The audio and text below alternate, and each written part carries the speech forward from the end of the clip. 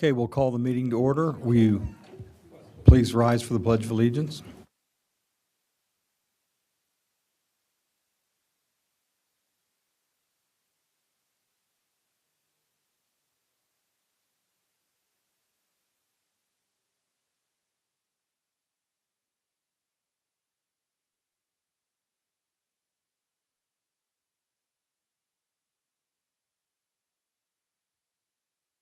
I'd like to welcome everybody in tonight. Thanks for coming. We have the roll call, please. Farmer. Here. Henning. Here. Gorman. Here. Merkel. Here. Kelly. Here. Bachman. Here. And Stevens. Here. And the first item on our agenda is a special presentation. And if you'll step up to the microphone, Chief.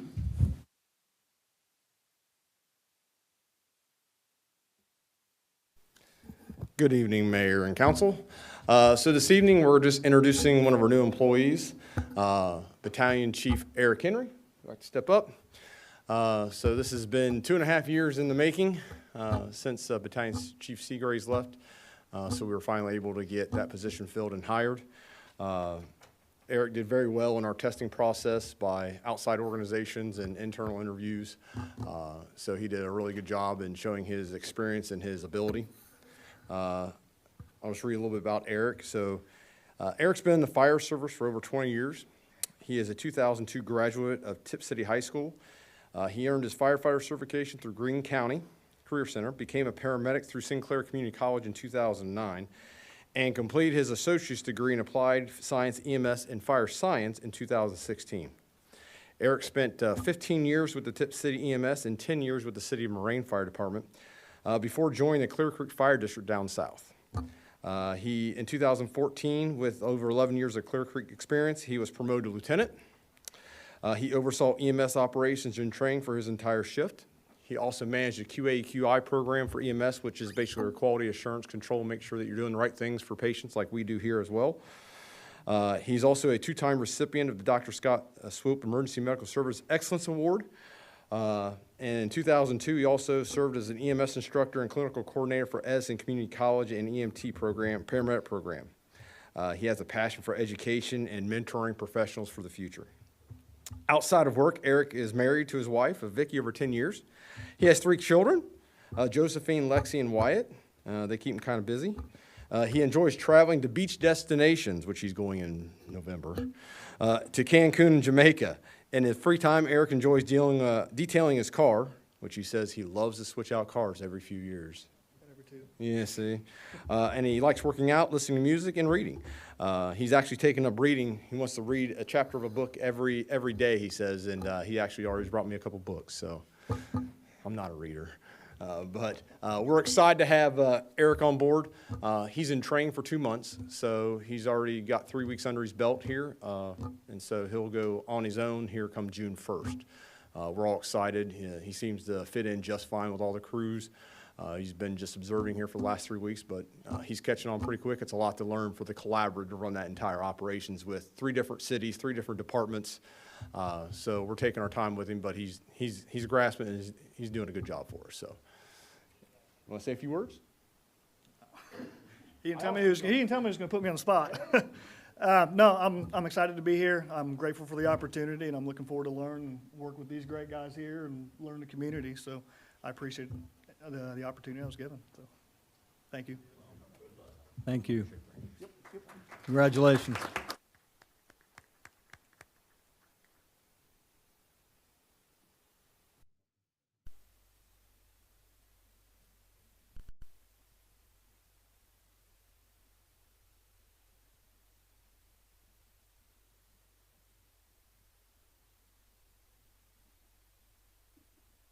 Excellent. Welcome, Eric, and thanks, Chief. Okay, the next item on our agenda is a public hearing, and I just want to give everybody a heads up. I had eye surgery, and I'm going to try to read through this, so bear with me. What I want to kind of give you the rule or council rules for public hearings, just so everybody knows what's going on. The staff will present the case. I'll ask the applicant if they would like to make a presentation or have anything to add. We'll ask the council members if they have any questions for the staff or the applicant.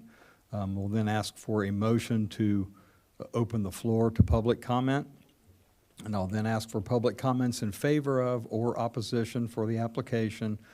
Please be advised you'll be able to defer your time to a speaker who has already spoken this evening. So, and then I'll ask for a motion to close the floor to public comment. I will ask for the applicant if they would like to respond to any of the public comments, and I'll ask if there are any further discussion among council members. Then ask for a motion to recommend approval, approval with conditions, or disapproval of the applicant's request. And lastly, I'll ask for a motion to close the meeting. So whenever you come to speak at a public hearing, we ask that you take an oath, okay? And it's a real simple thing. But anyone in the room that thinks that they might speak tonight, this doesn't require you to speak, but if you think you might want to speak tonight on during the public hearing, if you could please rise and raise your right hand, and I'll swear you in. It's a pretty simple oath. Do you solemnly swear or affirm that the testimony you're about to give to this council is the truth, the whole truth, and nothing but the truth? Okay, thank you. You're all duly sworn in. Thank you. Okay, I'm going to turn it over. Go ahead and take Good evening, it, Mayor and Ellen. Council. Yep. This is case number PC 25-01, parcel M60-032-07-0023, owned by Lagos Properties and applied by DDC Management. This request is for a preliminary development plan. Introduction to application. A preliminary subdivision application was received February 28th, 2025. There is no proposed zoning district change from RSD. The proposed preliminary development plan is for a single-family residential subdivision. The applicant is Ross Benfelt on behalf of DDC Management, LLC. The property owner is Lagos Properties. The property contains 37.098 acres, and there are no structures on the property presently. Public notice was mailed to property owners within 300 feet of the subject property on March 10th, 2025, and March 31st, 2025. Public notice was printed in the Eaton Register Herald on March 12th, 2025, and April 2nd, 2025. The location of the subject property is near the intersection of Westbrook Road and Union Road. Here's a map to illustrate that. This is the general location. Highlighted in the middle is the subject property. It's Westbrook Road to the south. Everything gray is either Inglewood or the city of Trotwood. And the flood zone is also on this map as well. This is the surrounding zoning. So to the east, we have a PDD. To the north, we have RSD. And to the west, there is existing residential properties in the city of Inglewood. And to the south, it's mostly rural, but residential in the city of Trotwood. And again, a more specific location, and just a reminder, this imagery is from 2022.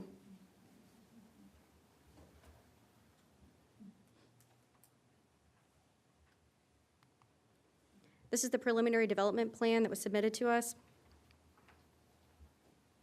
And this is just the overall site plan. This is the proposed utility plan. And this is the proposed drainage and grading plan.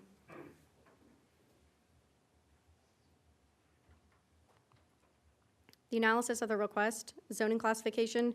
The current zoning of the subject property is RSD, or Residential Single Unit District. RSD zoning outright permits 11 certain uses and conditionally permits 14 other certain uses. The proposed zoning of the subject property is to remain as RSD. The proposed subdivision is not within the Clayton Improvement District number 1 overlay, and is not within Special Area 1 overlay.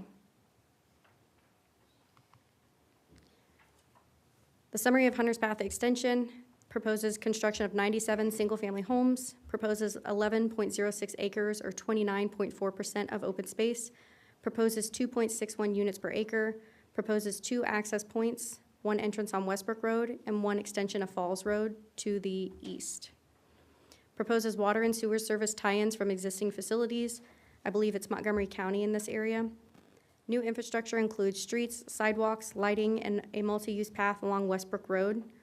The neighborhood amenities include open space and 2 basins that have passive open space around them.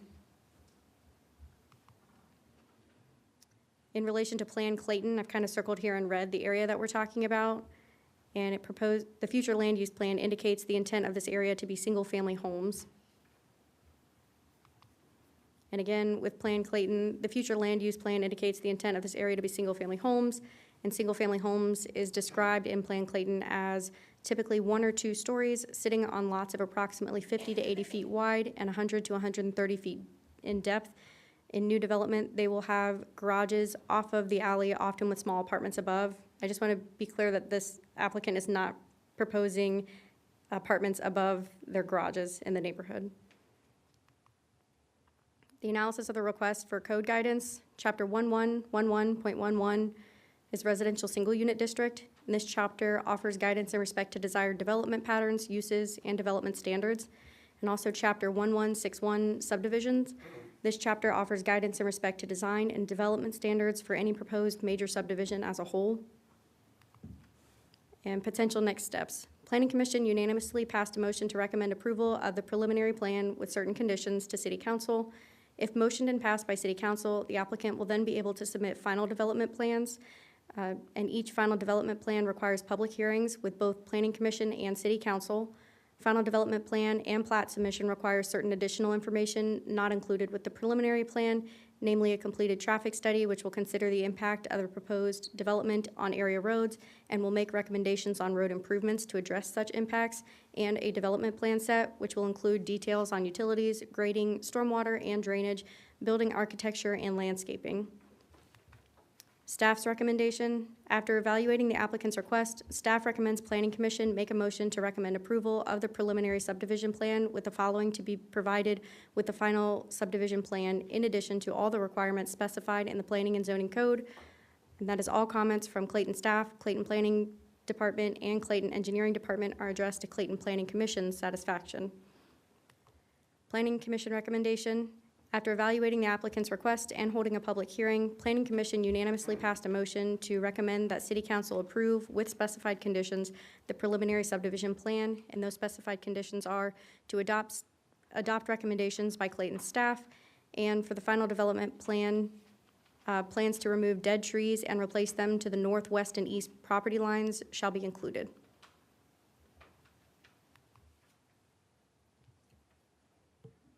Okay, thank you, Ellen. Is the applicant here? Would you like to speak? Okay, if you would, please state your name and address for the record. Good evening, Mayor and Council. My name is John Bills. I'm President of DDC Management. Ross Bainfeld, who was mentioned in the presentation, couldn't be here tonight. I'm at 3601 Rigby Road, Miamisburg, Ohio. It was a great presentation, so I don't have much to add in the ways of what the plans are with that. But I was here before council probably 3 years ago, something like that now, with the original Hunter's Path. Appreciate council back then as well as staff over the last few years working with us. Obviously, that's why we're back here today. It's been a success for both us and for Arbor, and have enjoyed working with the community. This is pretty much what it says, an extension of Hunter's Path. It's a continuation of that. Very similar. Hunter's Path was a PUD, back then our PDD, and so it had slightly smaller lots. These are a little bit larger, but from a house type, we expect to be just a continuation and very similar to what we've been building already. I'm excited for the opportunity to work with staff for another couple of years and to be able to continue this process, and hopefully we're able to do that. We'll be happy to answer any questions or any of the comments from the public as they come up. But thank you again for allowing me to be here tonight. Thank you, sir. Is there any questions for the staff or for the applicant, Mr.? Yeah, I have a question for Brian, Fire Chief Brian. The cul-de-sac that goes off Westbrook Road seems to be awful long cul-de-sac, Brian, with no other way in except Westbrook Road. So is this the one that was My going? experience being downtown, we had a limit on how deep a cul-de-sac could be without another entrance to it. Yeah, so the fire code actually, there's parts of the fire code that allow for that. And it's basically how many residential houses you have on that street. And it's 30 houses or 100 and some I can't remember exactly, 100 and some people that live in those 30 homes. So that's how they do it for the fire code, and we've adopted that fire code. So there's amendments that we can make to it if we want to change it, but it actually meets the fire code from the standpoint of whether we need to have a different access, because we have a couple of those throughout the city. I mean, you have them off a Hoke Road, you have it off a Union Road for different plats that aren't that big. If you think about Crescent Ridge there off of Union Road, it has what? 80 different addresses, 90 different addresses in there, and it's one way in, one way out. Well, the cul-de-sac that I'm looking at here is the furthest west. And you're telling me there's only 30 houses on that? Where are we looking at? This one right here? That's the one that, Yeah. there's So, only 30 houses on that? so what I'm saying is, but there's still, you can't just count all the way up there either because it's a loop. So What there's, if that house up there catches on fire? How are you gonna get there? It's blocked off down here so again, on the airplane? we can. We find different ways to get back there. I mean, the thing that we look at is if we don't adopt it within our code, we can't enforce that. And we don't have something that's adopted that is more strict than what they're presenting. So again, the Ohio Fire Code has what we call the administrative code to it that is more strict, and we do not have that part adopted, which most cities don't. They try to leave that to ordinances and just the regular fire code. So when we look at it, we even questioned it when it was going in on Hoke Road, and we got with the state fire marshal, and he said that was well within the Ohio Fire Code to have one way in, one way out. And this is very similar for that similar distance. Yes. Think about the complex. What's it called out on Hoke Road? Grand Villas.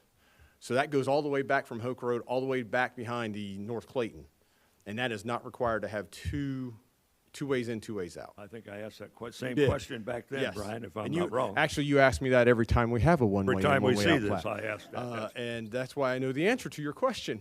But that's, again, if we want things like that changed, then we need to actually adopt different rules.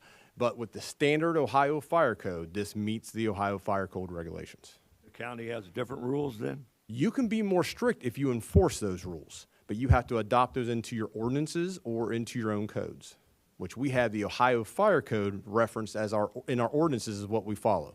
Okay. Anything else? So Any at other questions? at B4, there's no plan to connect into the plat that's currently connected to Inglewood? No, that was a request, but that was denied as well. So that'll just be a dead end up to the trees, like it is in the Inglewood plat? Yep. And if you look at Inglewood, the Inglewood plat's right next to it. How many ways is in and out of there? I went up to one and it went pretty far out, but we're not talking about it. Well, I'm just saying, they follow the same Ohio Fire Code that we do. Because I actually spoke with them too about what did they have adopted under their ordinances, because they have done similar things, no different than candlelight down here right next to the interstate. How did you guys do that? So we got with the Ohio State Fire Marshal, make sure we're not out of compliance, and we are not.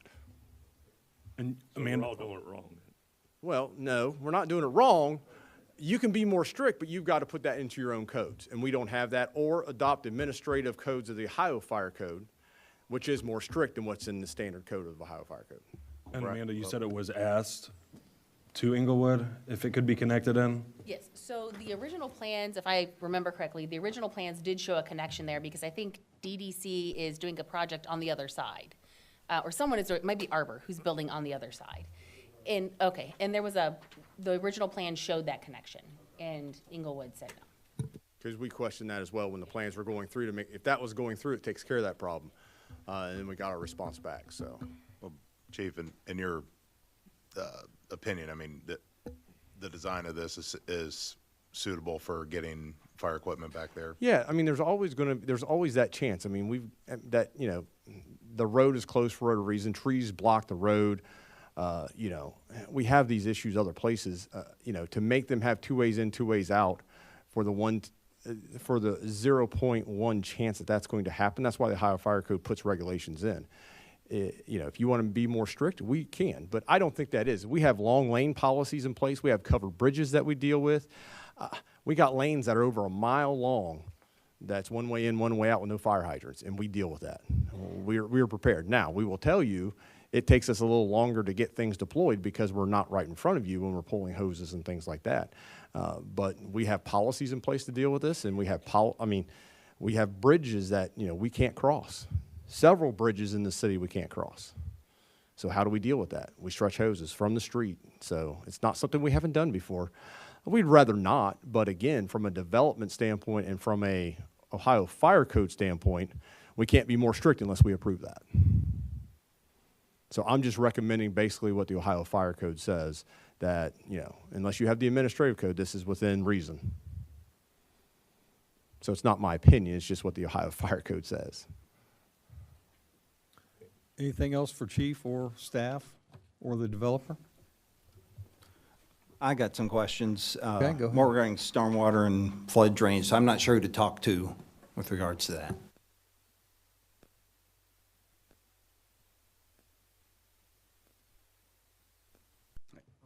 All right, just a few questions. I was concerned looking at this picture, especially when you look at the Google image picture, the core of that right in the center, a lot of trees. And I actually went and looked in an old historical land use document for the city, and the core of that property was identified as a regional floodplain. So I guess I have a concern about, I think, talking with residents, there's a creek that goes through there. Is that right? Yeah, so we've had an environmental study done to confirm and to check into it. It's not a floodplain, but it is a stream. It's considered a blue line stream, which is part of the reason we're trying not to cross it to impact the stream itself. But it will still flow. I mean, it will still be there. But that is why we've got it split into two, to avoid where those wet areas were and that, but it is not in a floodplain, any of the lots that we have. I was curious about your basins. Are they going to be retention or detention, and how did you arrive at what you were going to do with that? Yep, so it's through our engineering. Our civil engineers do the studies of where the outlets need to be, and then obviously plans to catch that. I don't know where the controller is, but if we can maybe go back to this. There was one, I don't know if I need to go back or forward.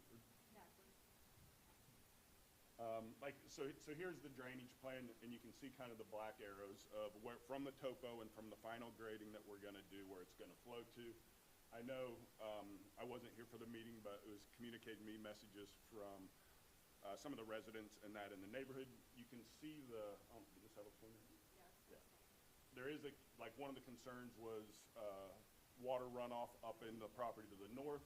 So you can see it's coming off, it's flowing over, and then this is actually a storm pipe with a catch basin in that rear to help catch that water from the property lines along that north.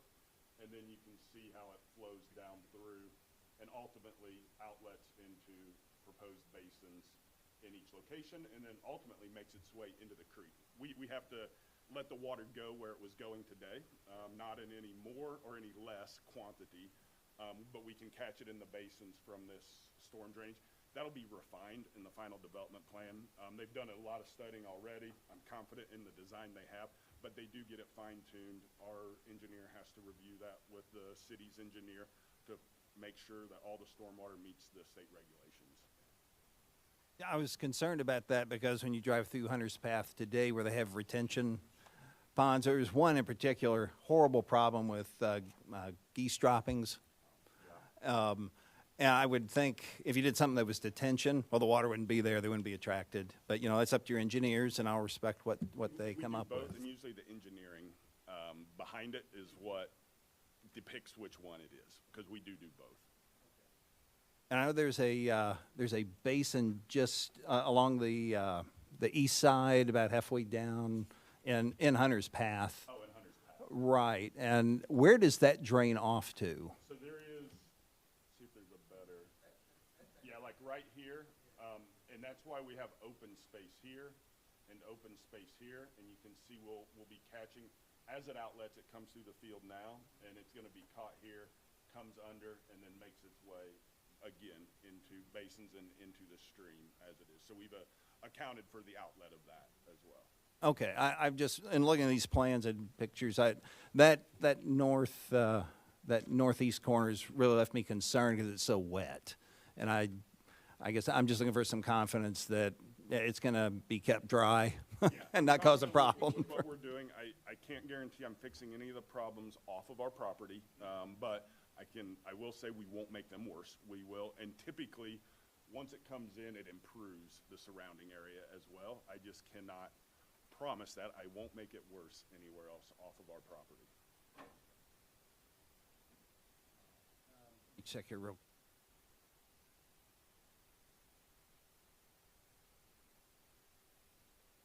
My last question was, were you eventually looking to ask for a TIF?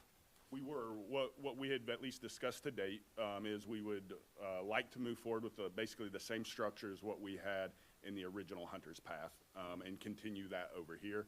I've spoke with staff about it, and it's still in the process to bring before council and to go that. But yes, the request would be to do a similar program to what we had on the original.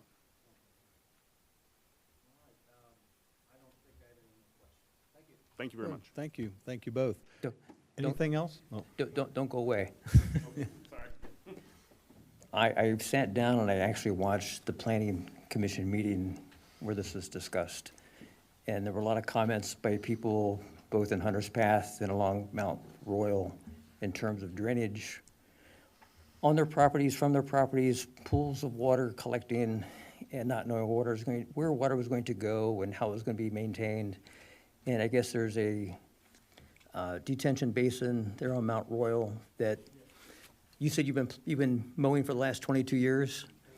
You're also dealing with the fact that you said there was the drain pipe, I guess, coming out of it is damaged? Is that what?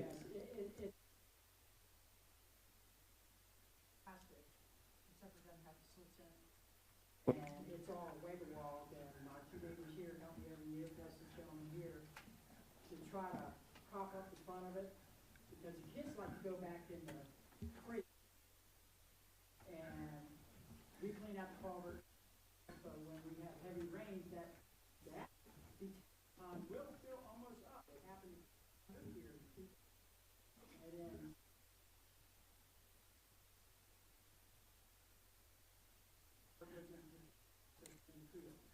that's what I'm concerned about, is what about these drain tiles that are in there? Well- And with all this water going to this, plus hand, we get all the water. Until they, I don't see how that creek is gonna hold all that water. Well, well, they're not responsible for fixing the pipe draining from that. That would be nice. Well, they're probably not responsible for doing that. I mean, that might be an effort for the homeowners on Mount Royal. Well, that's not a point for discussion tonight, but I mean, that's future discussion.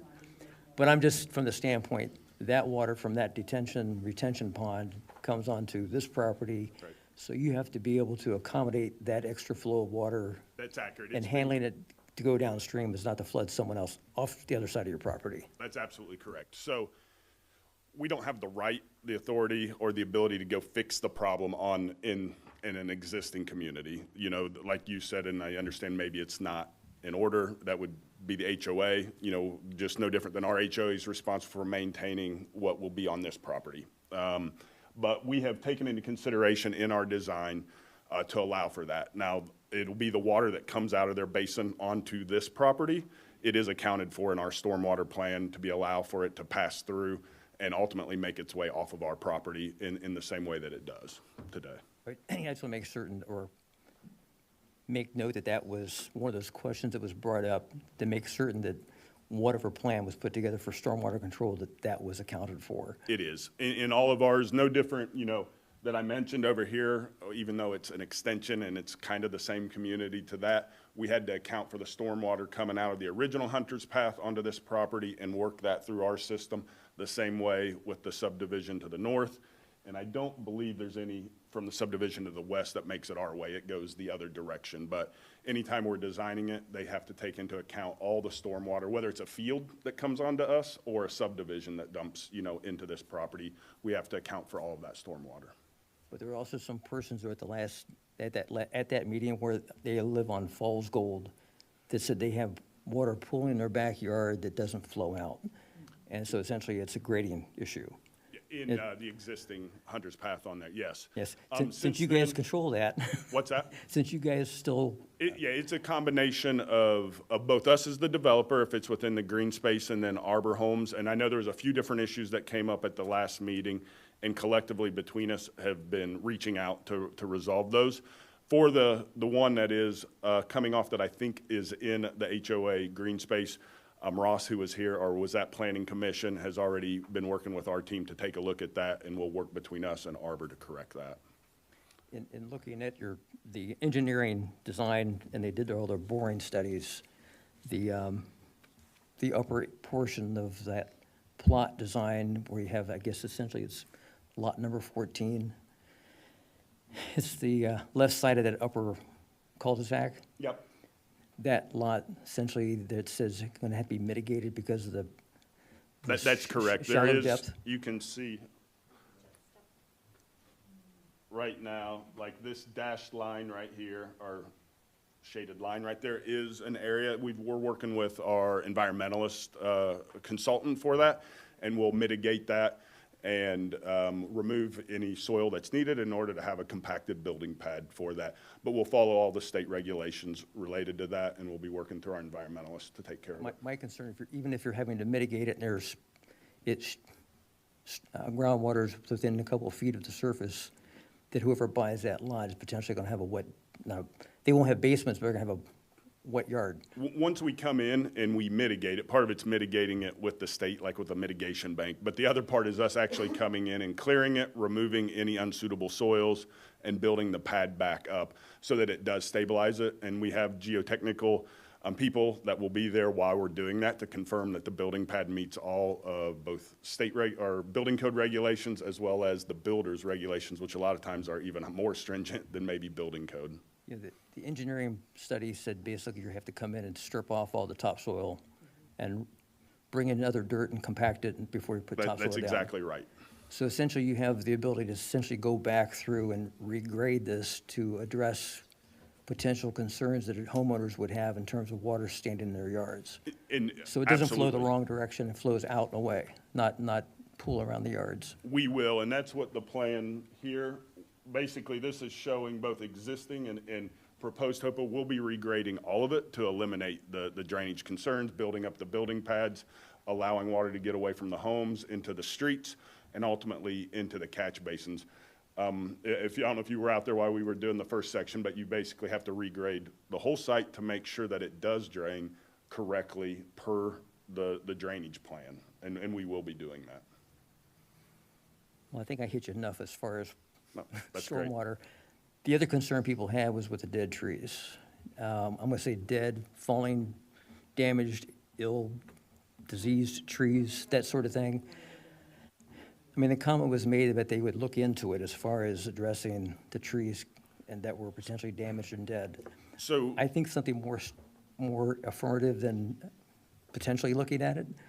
And I talked to the city manager about this from the standpoint, I think the property owners are if you have a tree line right now, and you're gonna be investing money in these properties, that not only do you remove dead trees and damaged trees, but you also have an arborist go through and see what trees are not worth standing, remaining, get rid of them while you're there and able to do it, and then go back and replant with, good, solid, trees that are native for Ohio in this area, for that site. the typical process for this, and I heard some of those comments. When we're coming in, I'll speak to maybe this tree line here. First, even though we own the ground, or did own the ground next door, we wouldn't go, I'm not sure the dead trees, or the exact property line where they're at, but if they're on our property line, we would typically come through and clear that out, remove it, a lot of times to make sure the drainage works. When you're doing the grading and you're making sure where water's getting, sometimes we have to grade all the way up to the property lines to make that work. But we would be, where lots are, and also working with the builder, we'd make sure to remove anything that's anything that's a danger of falling, causing a problem on the neighbor or on their own property, because nobody wants to buy a new lot and then have a tree fall down right away. So that's standard practice for us to go through and do that. And then up here, it would be the same way. We wouldn't go onto neighbor's property, but within ours, where we're doing the work, we would remove any dead trees. And again, sometimes we have to remove more of the trees in order to get the drainage. What we just talked about here, the rear of all these yards butt up to the property line here, and we need water to be able to flow. So we got to be able to remove trees and things to grade it properly in order to get the water away to help the drainage problem. So we will be removing, I can commit to, we will remove all the dead trees, but it's the same way that we now have drainage running through here. You don't want to plant trees in a vital waterway where you're trying to get water to flow. That's just going to cause problems, and typically the tree's going to die and then be a problem for the neighbors or the current homeowner falling one way or the other. So what I'm committed to is working with staff to take a look at it, walk it, look at each one as we're going through the process. It's hard for me to commit that we'll put trees back like in that stretch, because I don't want 5 years, homeowners here complaining that we killed all the trees because the water's there and all those problems. We want to make sure we build something that'll last a long time and serve the community well. I'm just saying, well, not just saying, if person's bought a property with a tree line in place, and then persons come in and strip all the trees out, which leaving nothing, I think the person's getting shortchanged from the standpoint of what they bought when they originally moved in. And I think if they had a tree line there present when they moved in, you know, I'm not saying you have to promise to have everything as intact as it is right now, but planting and planting accordingly with providing a tree screen, which is, basically present now, giving people that sense of privacy as well as the vegetation that they want. And I can't speak to this with this specific. If they bought with a tree line on their property, we're not going to remove any trees from their property. If we're talking about trees on our property and we need to remove them in order to grade it because we want to make sure the drainage is working right, we would remove it. If it's not needed for grading, we would typically leave the wooded tree line. It's only if we need to do it for grading and for drainage that we would remove existing trees. So I just want to remind council, make one note that one of the two conditions set by Planning Commission for this case was for final development plan, plans to remove dead trees and replace them to the northwest and east property lines shall be included. So. And I wanted to raise the drainage issue because it is a concern. I can commit to putting trees back in there, but it could create drainage problems. I'm definitely willing to commit to work with staff on a case by case, take a look. It's less the lots over, on this side aren't uptight against it. Here there is, and you can see that to get the drainage to work, it needs to flow along that property line. And I'm committed to work with staff, but I don't want to sit here and say, yes, we'll plant trees all back in this area if it's not the right thing to do from drainage, from all the other circumstances. But have no problem working with staff on that issue and coming up with a good solution for both. Well, I think you, the staff here at the city, as well as the persons who are joining these properties, especially along Mount Royal, having them have some input in terms of if something goes back in or does not go back in, that they have some knowledge as far as what's happening. I would ask maybe that can work through staff. I'll follow staff's direction and do, work with them to do it. I'm just saying that the persons who live on Mount Royal should not be left out of this discussion in terms of what's happening. Understood. Okay, thank you. Anything else? Yeah, Yes, sir? Oh, I just have a question. So due to the elevation of the homes, would that be raised to accommodate the extra grading process? No different than if you drive through. Most, if built correctly, houses are at least a couple foot above the curb. You don't even really notice a lot of times when you drive into a community, but they can be anywhere from 2, 3, 4 foot above curb. But with the way it's graded, you don't really notice to the naked eye to most people. But yes, the pads, the houses will sit above the road, above that, so that water can get to the correct drainage spots. Both get away from the rear, but also make it to the street, get caught in the storm sewer system, and make its way out. It's not, don't think like really high or anything. It would be your typical subdivision, very similar to what's in Hunter's Path today. And then also, when you take out all those trees, it typically speeds up the flow of the drainage.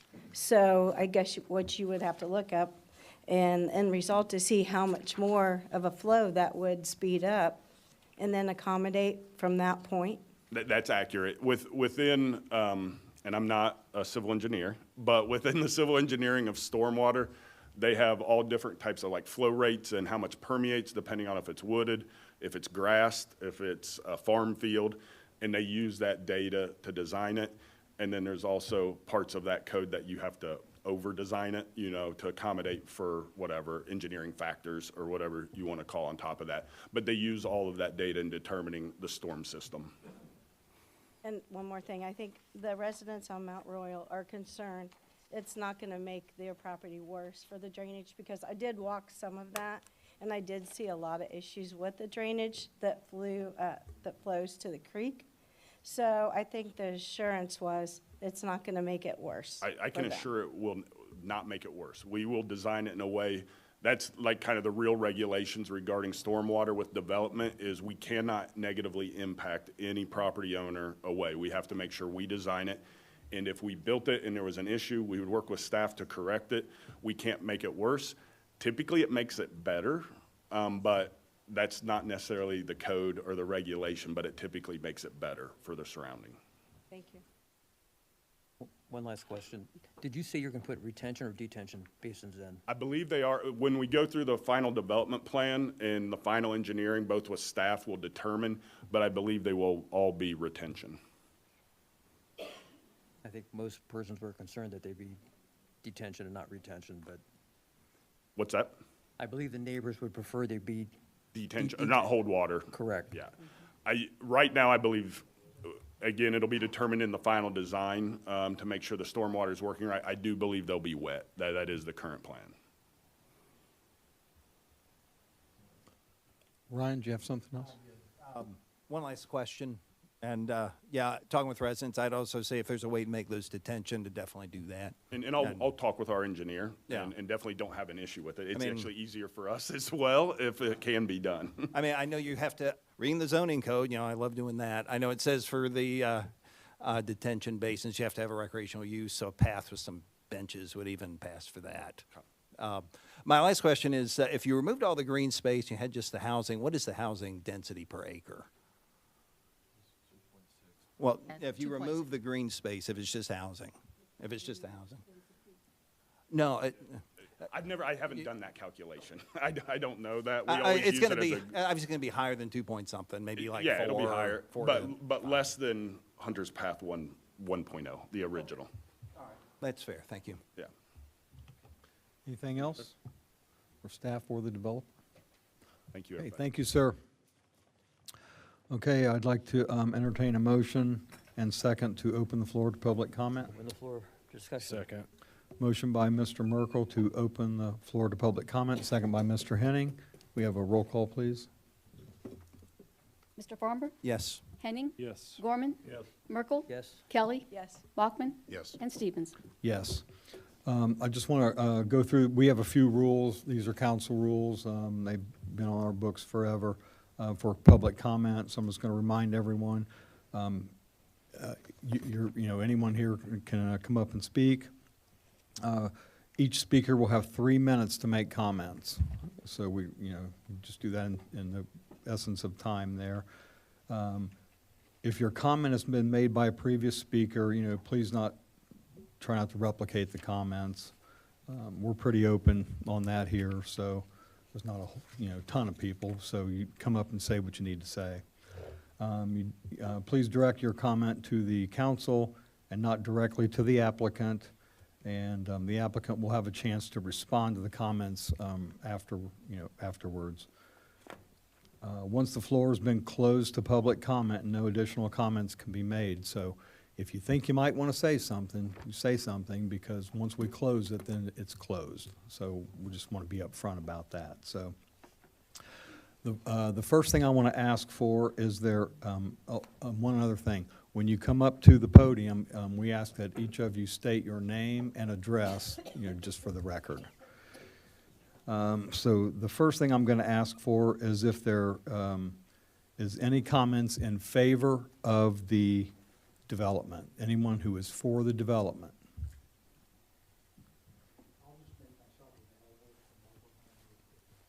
Okay, you hear that? Arbor Homes is here, is in the house. Okay, so hearing none, I'm gonna say that we don't have any in favor. Is there any in oh, I'm sorry, I didn't see you. Yeah.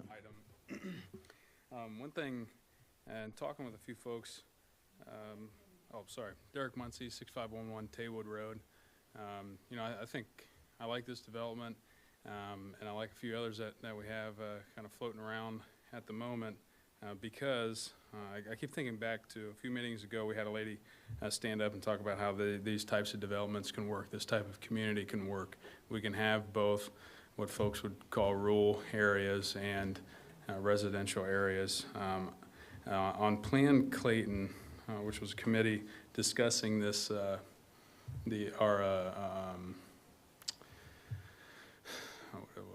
I'm blanking on the name of it, but the master plan for the city, that's what some cities call it. We talked about filling in gaps, and I think if we're going to continue to, I understand folks' arguments that they want to keep certain areas rural. I get that, and I respect that, and I think one way we can do that is by filling in obvious gaps. This is an obvious gap between multiple developments. There's other obvious gaps that we can fill in, and I think this is a great way to respect the opinions of those who want to, keep it rural. I have had a couple councilmembers with some folks. One thing that's becoming increasingly frustrating to me as a member of the Planning Commission is that if that's a position that members of the city want to take, then we need to address the zoning code, address the land use plan, and provide the tools to the Planning Commission and City Council and able to do that. Everyone gets up and says that they're not opposed to development, but every single development that comes through is either a war or a referendum. We're wasting too much time and resources on these fights. If we want to, let's sit down, have some folks. I'm more than willing to spearhead this operation, whether it's a workshop, whether it's a new land use plan, master plan, or even modifications to the zoning code. I would love to sit down with everybody and talk about how we can not have a referendum every 6 months. That would be great. We can carve out, say, these particular properties we want to preserve, because as a developer, you come in and you look at the land use plan and what it's currently zoned. In my opinion, they have a constitutional right to that zoning, and regardless of what the opinions of the neighbors and the rest of the citizens are. So if there's a way that we can give tools to the Planning Commission, City Council, and developers to say this place is off limits, this place is good. I know I had a conversation with one council member to talk about maybe bringing back some of the other residential zoning districts, or not just RSD, but split them up. And I'm more than willing to spearhead that discussion. Thank you, sir. Is there anyone else that would like to speak in favor of the development? Okay, so hearing none, I'm going to move to opposition to the development. Anyone want to come up and speak? If you do, if you're sworn in, come on up. Don't be shy. If you just state your name and address for the record, appreciate it. William Sider, 5902 Mount Royal Drive. Trying to decide how to approach this. But I think our city planning guide, whatever it is incongruent with what a lot of longtime residents think the city should be. And I think Mr. Muncie makes a great point that maybe that should be revisited. And in regards to this particular plan, one of the concerns I had was with the debris in the existing creek or stream, whatever you want to call it, needs to be removed. And reading the city ordinances, it's the property owner's responsibility to do that. So I didn't get a clear acknowledgement in the Planning Commission that the developer was going to do that.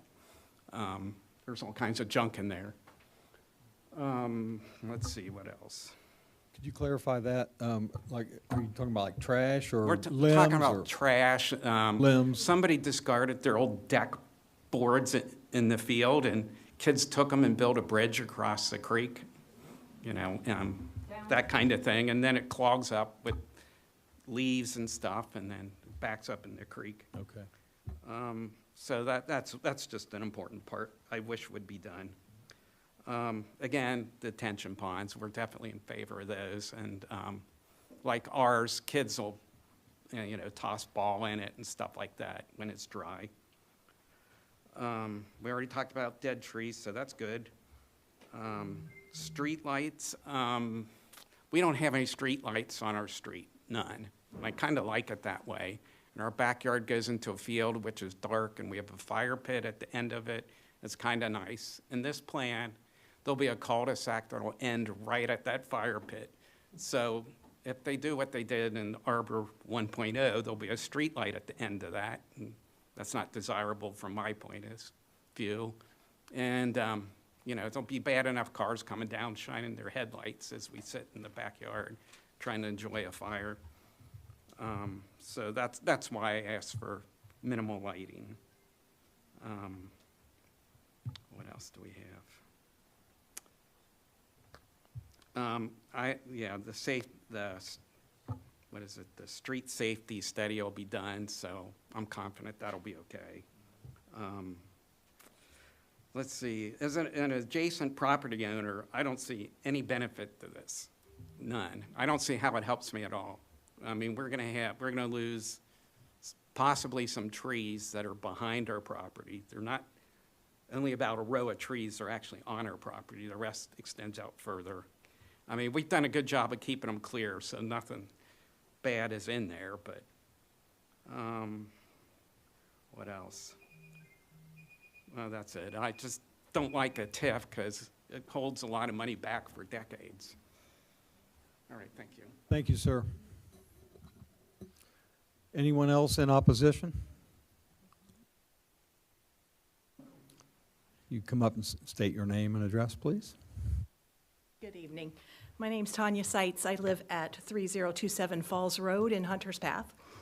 So obviously, I'm not against new development. I am against Arbor Homes developing.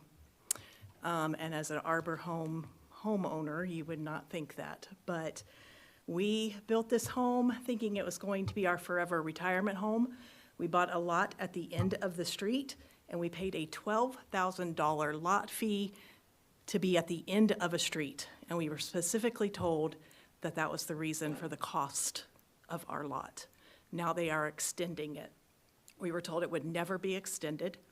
At the last meeting, after the meeting, I talked to the Arbor representative that here's today, and he said to me, "Did you really think we weren't going to extend that street at some point?" Yes, you did. And then he said, "How can we make you happy?" I said, "Obviously not build there, but," I said, "we paid a $12,000 lot fee to be at the end of a street."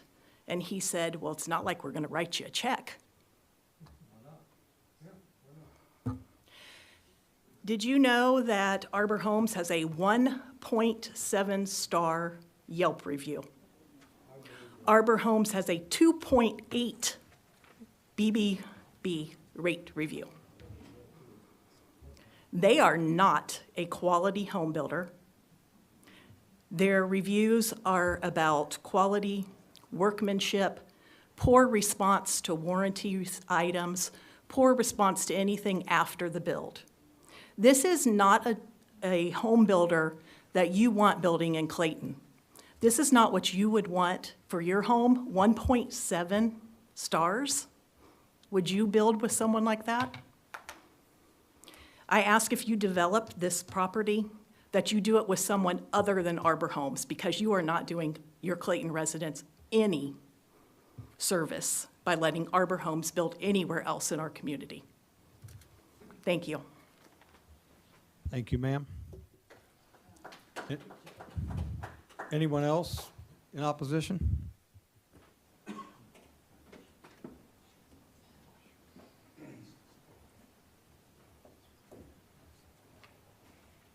Good evening, Mayor, Council. My name is Sean Bryant, 3024 Falls Road. I'm coming to speak to you in regards to an opposition of this proposed development of the housing considered to be our near neighbors As a homeowner in Hunter's Path, my wife and I chose this location for its charm, tranquility, and open space, qualities that are now at risk with this expansion. When we purchased our home over a year ago, we specifically inquired about future development, much like the speaker in front of me. We also paid a premium lot for that fact that it was on the end of the street, that it wasn't going to be developed, which is what we were told. Based on insurance, we invested in the lot, attracted by its openness and limited neighbors. Thus, receiving your letter regarding the planning, we were both unexpected and deeply concerned about that. Some of the additional problems we were looking at facing is our community already faces pressure from from essential services such as roads, utilities, and emergency response. There are currently 128 homes in the subdivision. The addition of 100+ homes would further burden infrastructure that is not designed for such growth. There's been an increase in crime. We've observed an increase in criminal activity, especially theft and vandalism, since the commencement of Phase 2 of the subdivision. The proposed expansion with more residents, increased traffic, and construction is likely to exacerbate these problems. The project population density. The project would significantly increase the population density of this area that is known for its spacious rural character. This heightened concentration of residents could lead to overcrowding and additional pressures on local services, thus diminishing the quality of life of the current residents. Traffic congestion. Traffic on Westbrook between Union and Hoke has noticeably increased during our brief time. Additionally, on Falls Road, where our road would be going right into this first cul-de-sac, the current single-lane road is insufficient to safely accommodate the amount of additional vehicles and construction activity that is planned. That road is not even wide enough, if we're both parked on the street, not even wide enough for one car to go through, barely wide enough for one car to go through. Nonetheless, a school bus would have to go back there, or a fire truck would have to go back there. Clayton is known for its peaceful, semi-rural environment. The proposed expansion threatens this unique character of the city. Additional commitments made in the original development plans have not been met. Shortcomings in maintaining community amenities, such as ponds, fountains, landscaping, and tree lines further detract from the appeal of our neighborhood. I respectfully urge you to reconsider the proposal of this approval of this project and give serious consideration to the concerns of the residents.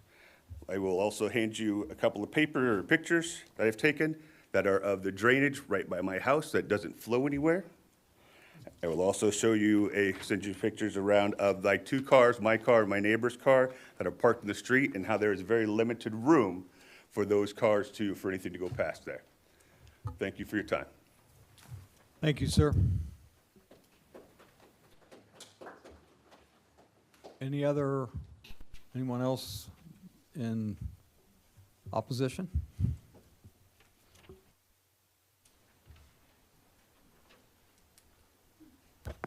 Joe Sidern, 5902 Mount Royal Drive, Clayton, Ohio.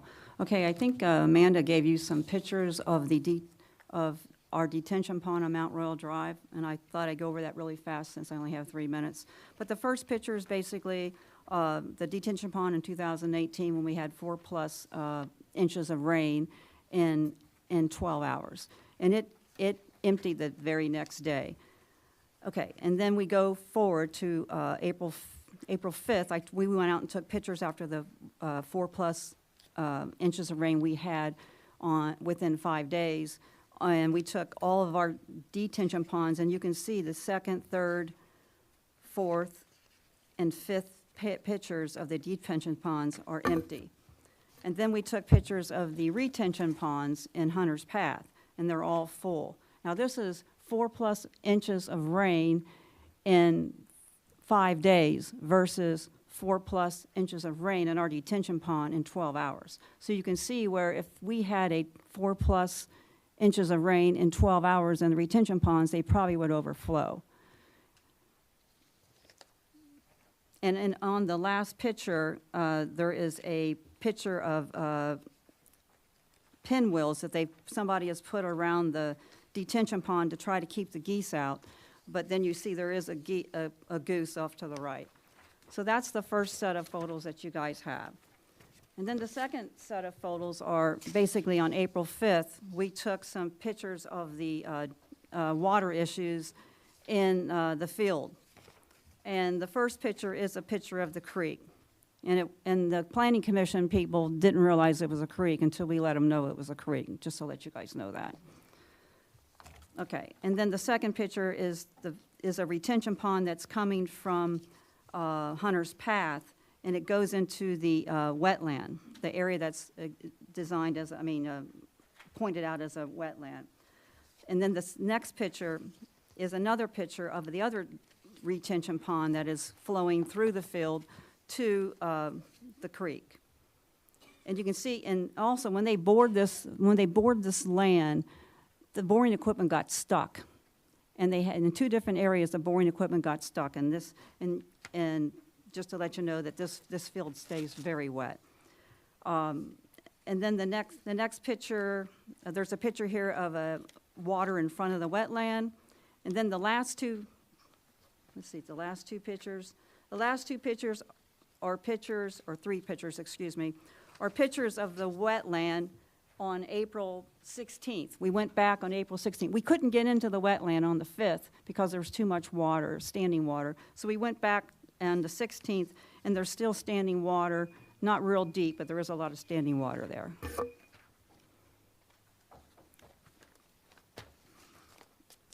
Can I have one more minute? You got 30 seconds. I'll meet you there. All right. So basically, they already spoke about crime. There, within the last 9 to 12 months in Bayberry Trails, we've had a one-way in and one-way out. Since they've opened up a road, the Westbrook, they basically have increased the crime to our area. 3 different cars were broken into in the last 9 to 12 months. They already spoke of the traffic.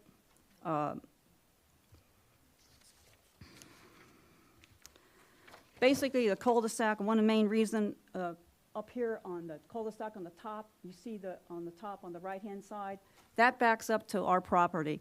And we've lived there 39 years, and we've removed at least 10 ash trees from there, and also cul-de-sac. So we can see right into the field. Okay, now that cul-de-sac looks like it's going to be very, very close to our property line. And basically, our property line actually goes into 2 feet of the trees. So, in the past, there's tons of cars that are jumping tracks and running into people's their houses and whatever. That would run right back into our shed, or would probably run into our backyard where we sit by our fire pit many times in the evenings. So the dead tree removal, there's also a lot of trees in the creek line that from the tornado, and the farmer has pushed trees into the creek line so he can plant his crops. And also, a lot of times he doesn't even plant his crops till late May because the land is so wet. So I think that's about it. Other stuff has probably been addressed. Basically, just about the detention versus retention ponds. They're a great place for kids, and in your zoning, you're saying that you'd like to make them recreational areas for kids to play in. They're a lot less expensive. In the retention pond, children are attracted to water. Many deaths from young children reported daily in the U.S. for drownings. Geese leave 2 to 4 pounds of geese feces daily. Presently, pinwheels have been placed around one retention pond to distract geese, and the geese are still there. There are goose feces on the grass and walking paths. Studies have confirmed the presence of pathogens, virus, bacteria, and fungus in goose Your feces. 30 seconds is up. Okay, sorry. But I'm just letting All you right. know that we would prefer detention ponds versus retention ponds. They're less expensive to maintain, and you can have them as a play area. And the original planning, proposed plans did not have a play area for the kids. Okay. Thank you very much. Anyone else in opposition?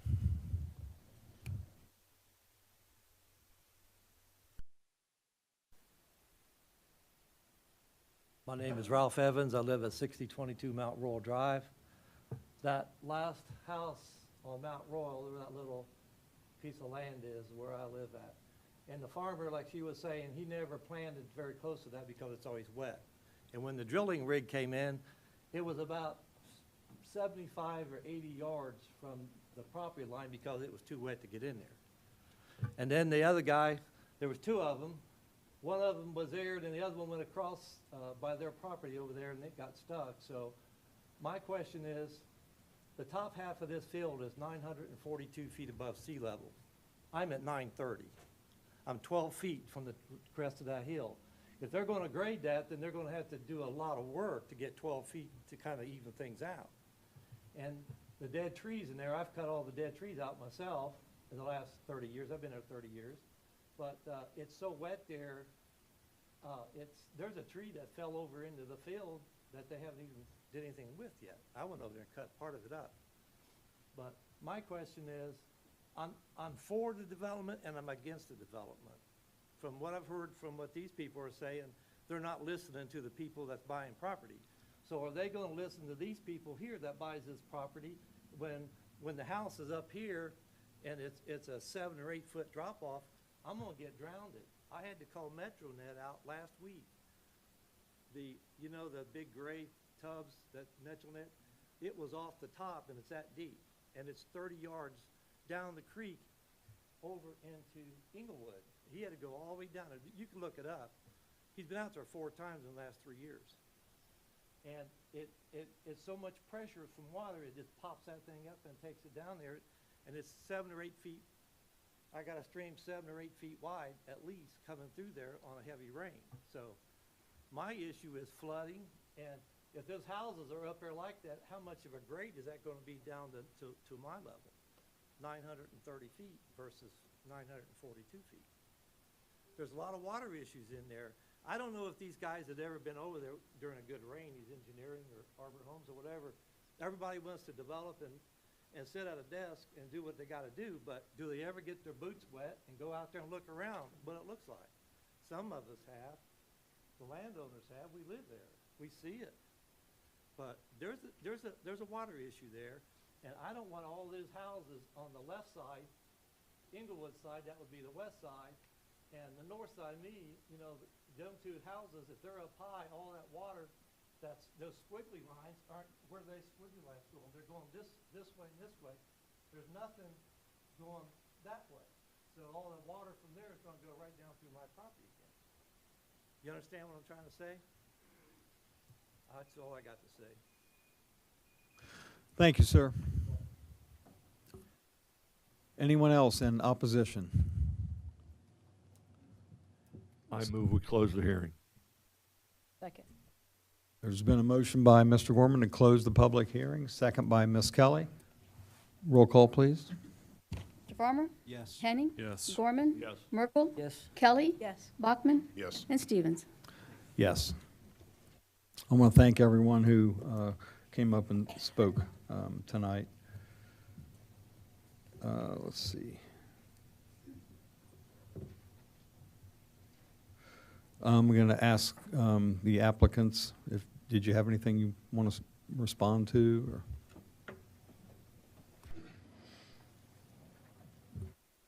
I'll keep it brief. I think a lot of the concerns we talked about, obviously, from hearing the voice of the community, largest concern is the stormwater. There are others, but that's clearly important on all sides and how important it is. And we talked at length about it. So we'll just reiterate, you know, a lot of what I'm hearing is there's existing drainage problems. There is problems with the farm field is wet. I can't speak to how well it's tiled, like how well it's getting the water that is there today off, but it's not been graded. It's been farmed, you know, it's been plowed or whatever. It's never been graded to get the water away. And that's what this will be doing. When we work through the design and, you know, up in that corner, part of the reason there is a catch basin planned to be up in that corner because it is wetter, 2 lots in where that black line goes up, where we'll be catching that water to help get it away for that. As far as the fall, you know, from the house and that, nothing that's not typical to development. And we will have swells, that's where you see those arrows in the rear yards, to catch the water that's coming off and direct it in the way that we want. And that's all done through grading. As far as the farm field being wet today, I grew up farming my whole life. There's a lot of fields that are wet, and until you either spend a lot of money as a farmer tiling it and getting the water away, or you come in, you develop, you put in the proper storm drainage systems, and that there are wet spots in fields. I've gotten stuck in tractors many a time back home because we were in when it was too wet. But when we do the grading and we put the proper systems in place, it will help the problem. And again, I can reiterate, it will not make it worse to the north or to the east.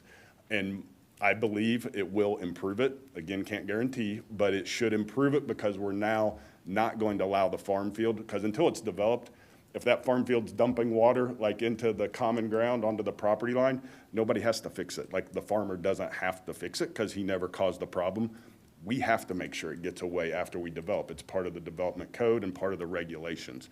So it will finally come in to help fix some of the problems we were hearing here tonight. I want to make sure everyone understand or hears what you just said. It's not an option for you to fix the water. I mean, it's not an option for you to make the water worse. Correct. It is not allowed by code, by law, by the regulations that we have to abide to when we develop it. So without going out there and looking at it like this last gentleman that just spoke, when he, when you talk about a difference in 12 feet of elevation, that's great, in your experience, that's gradable? I'd have to verify the 12 foot. Yeah, but- that's but right. Yes, I mean, we have, not in this community, but we have walkout conditions, there's all kinds of conditions where you have drastic grades. We develop on hillsides, in southern Cincinnati, where the grade is much more drastic than anything we're dealing. It's relatively flat up in this part of Ohio. You do have topo in that, but nothing that we can't grade easily and we don't do all the time. Thank you. Amanda, the city has oversight, responsibility or accountability for this too, right? We do. So any stormwater plans that they would present would be reviewed by our engineer, and they wouldn't go through unless it was approved by our engineer. So as it's being done, they have the As it's ability to being go done in as well, they and would verify that things are being done as designed or modified necessary. Correct. Thank you. Okay, thank you. The only other item I know, I can't really speak to, I do know from a utility is brought up about there's not utility services and that. Obviously, we work with engineering to make sure there's water, there is sewer, there are all of those utilities.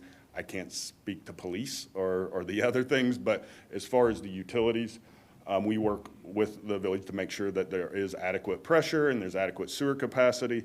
And then the traffic side, obviously, was stated by Ms. Snyder, we'll be working through the traffic study to make sure it's done properly and meets all the codes as well. Thank you, everyone. Thank you. Okay, is there any further discussion among council?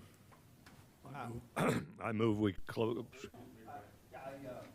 I just got a question about when a developer comes like this, being the new guy, not seeing many of these yet. They make their presentation, they meet the requirements. What as council can we do in terms of going beyond those requirements that that would be okay? I mean, in terms of, I heard about like dealing with the trees, but if you wanted to have a different housing density or something like that, what can we do? So the land that it's currently zoned RSD, and the density that they have here meets the requirements in RSD. If the developer would agree to a change in density, you could do that. But if they don't, by right, they have the right to build what they've presented. Thank you. Anything else? Any other questions or comments among council? Well, I got to make one more comment. I know you just Your love 3 this, Mr. minutes Mayor. is almost up. Yeah, I know. I just want to point out, there's still just a lot of uncertainty about the stormwater drainage. I mean, we've heard both sides and what's going on. I don't know if it would do any good to send it back to Planning Commission to have them hash over this more, because I know in their meeting, they only had 3 of the 5 in attendance. Perhaps all 5 having a hash at it to come back to us with some advice that's a little more concrete, no pun intended there. So I don't know. And I know what Mr. Muncie's here. I don't know what he would think of that, but just to try to get some additional clarification. I don't know.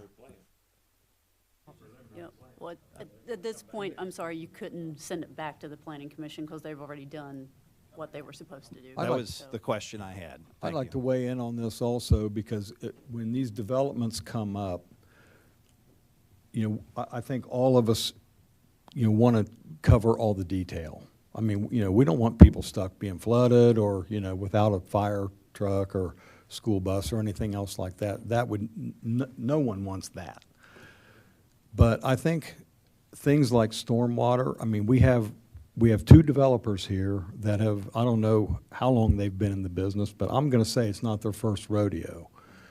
And I think these kinds of, especially at a preliminary spot like this, you know, we have our planning commission who's passed it. We have both the builder and the developer here that know more about it than we know. I'm pretty sure. I'll just speak for myself anyway. You know, we have our fire chief here.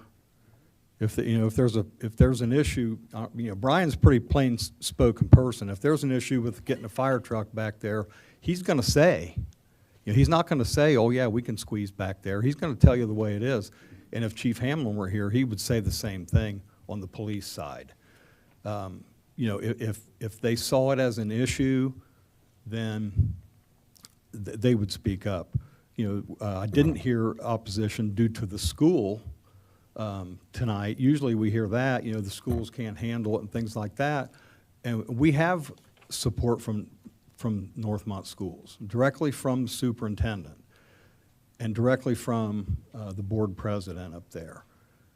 So, you know, it's not like, I don't know, I feel like we're getting in the weeds when we start talking about some of this minutia, especially at the preliminary. And if it comes up, if any of those studies come up that are not correct, if the water can't be mitigated, if if there's something wrong with the traffic or something wrong with the geo studies, they can't build.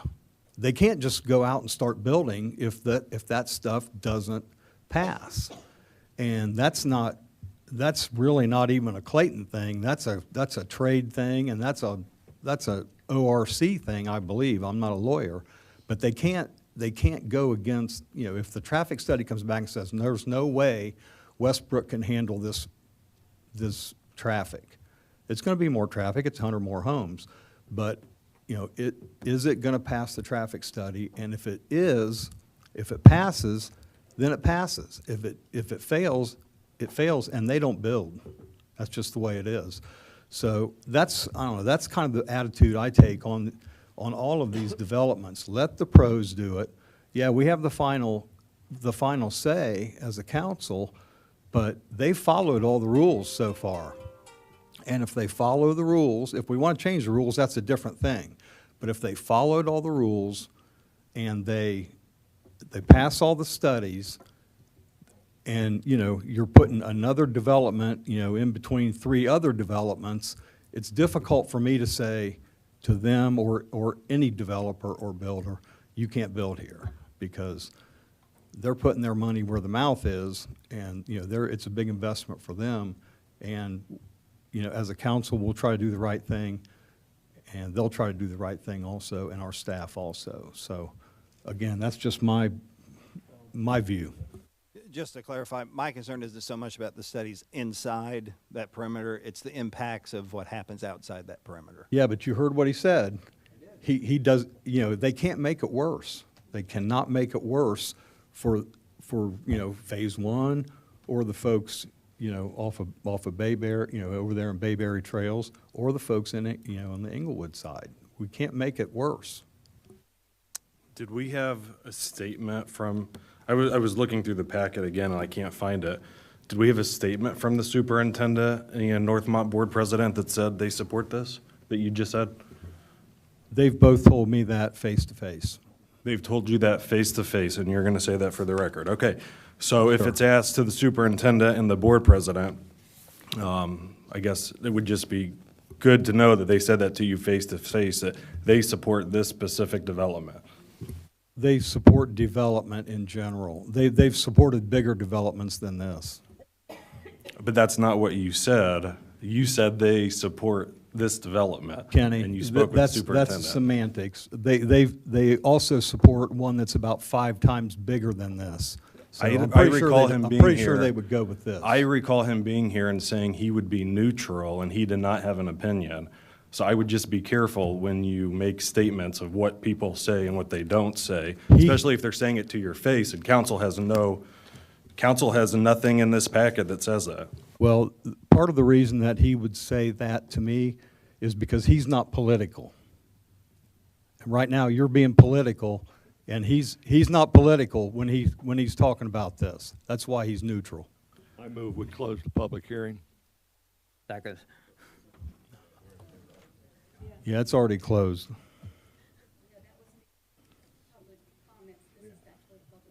Okay. Motion to close the hearing by Mr. Gorman, second by Mr. Merkel. All in favor? Aye. Or actually, roll call. Mr. Farmer? Yes. Henning? Yes. Gorman? Yes. Merkel? Yes. Kelly? Yes. Bachman? Yes. And Stevens? Yes.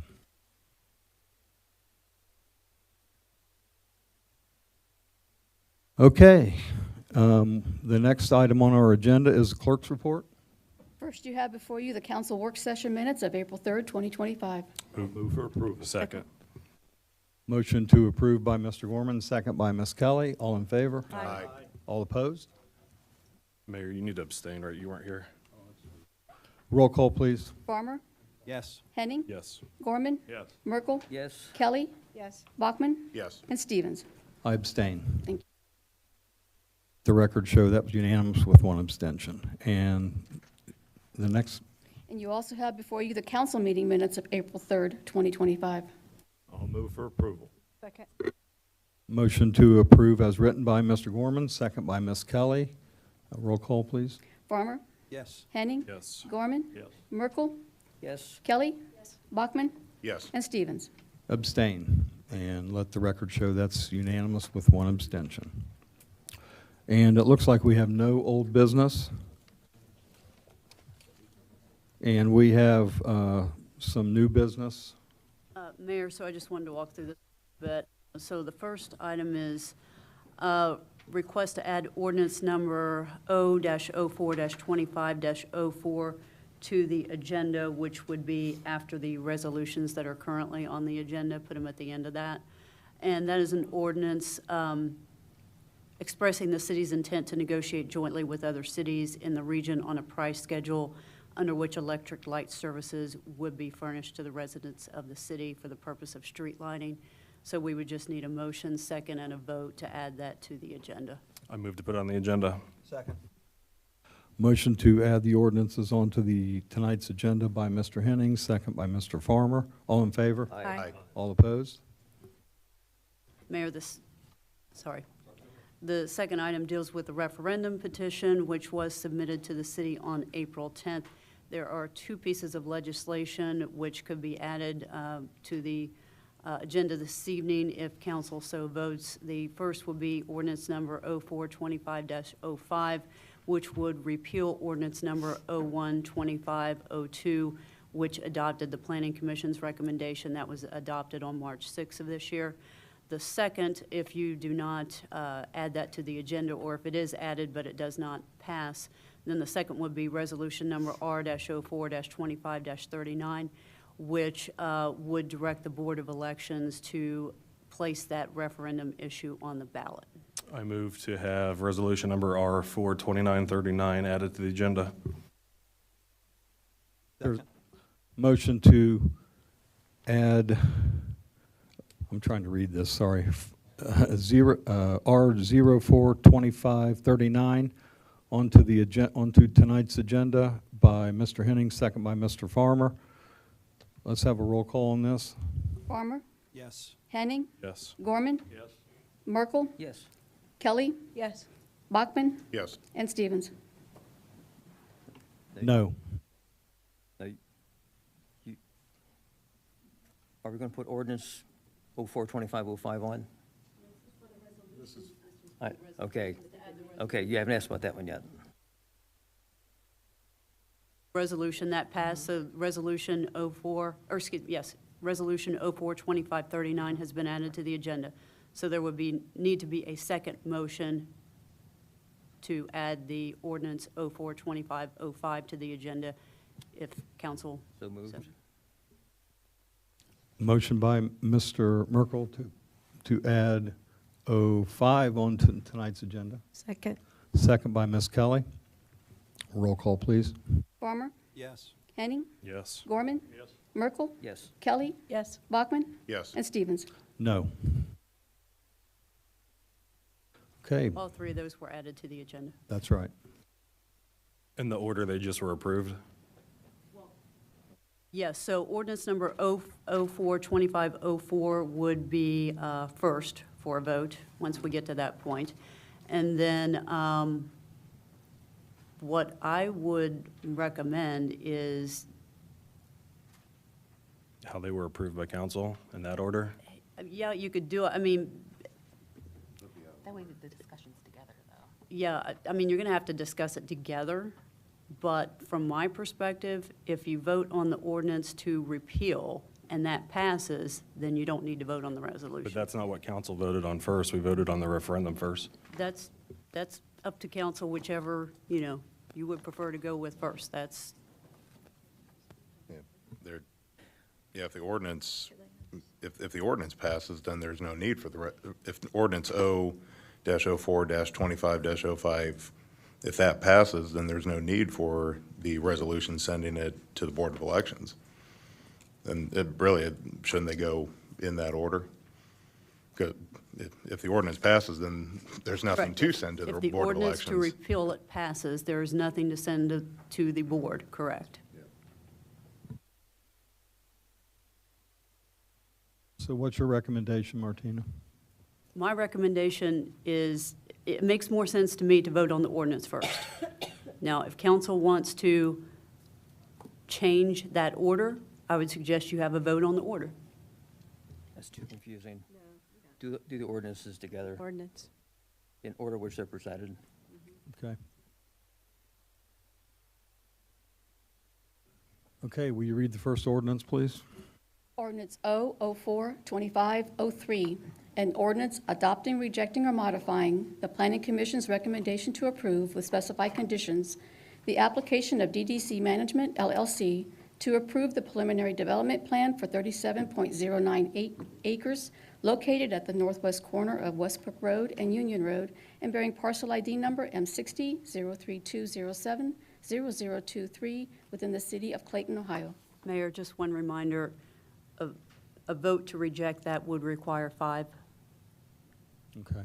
because it would be going against the planning commission recommendation. Say that one more time. So if the ultimate vote is to reject this ordinance, then that would differ from the recommendation of the planning commission. And if an ordinance differs from the recommendation of the planning commission, it requires 5 votes. Okay. And if I may ask, would you recommend I abstain from this due to where my residence is? Yes. Close by? Okay, thank you. I'll move for approval. Second. Motion to approve the ordinance as written by Mr. Gorman, second by Ms. Kelly. All in favor? Well- Oh, roll call, I'm sorry. Well, before we do Farmer? that, before we do that, can I ask a question? Based on the fact that this is a preliminary plan, it's going to, I mean, this kind of drives into what you're asking initially. With the final plan, you get to see all the final design in terms of what the retention, detention basins are, how the flow is going to be done, because they're going to, at that point, have the engineering designs done. Okay, the developer just agreed to that. So essentially, I think the questions you're asking will be addressed at that point in time, and we should have those answers enough times before our meetings that we can be able to actually address those concerns before a final vote is taken, if it goes to that point. Amanda, what extent can we make sure that residents that are around that area have some given the opportunity to participate and checking out how things are going to get graded and things like that? Well, so the real participation, or at least the city-led participation in that, would be the public hearings that are held at Planning Commission and here at the City Council. That's when the public would be notified, 300-foot radius, they would get letters, it'd be posted in the newspaper that those public hearings are taking place, and they would have an opportunity to come and see the plans. Now, if the developer wants to do something extracurricular and he wants to go out and contact residents and talk to them and show them the grading plan, that's entirely their prerogative, but that is not part of the city's process. Thank you.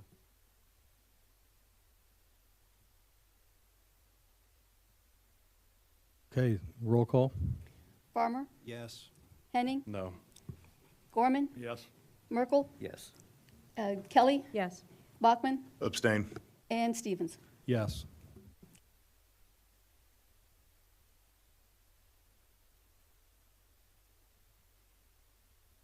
So that ordinance is repealed. Oh, I'm sorry.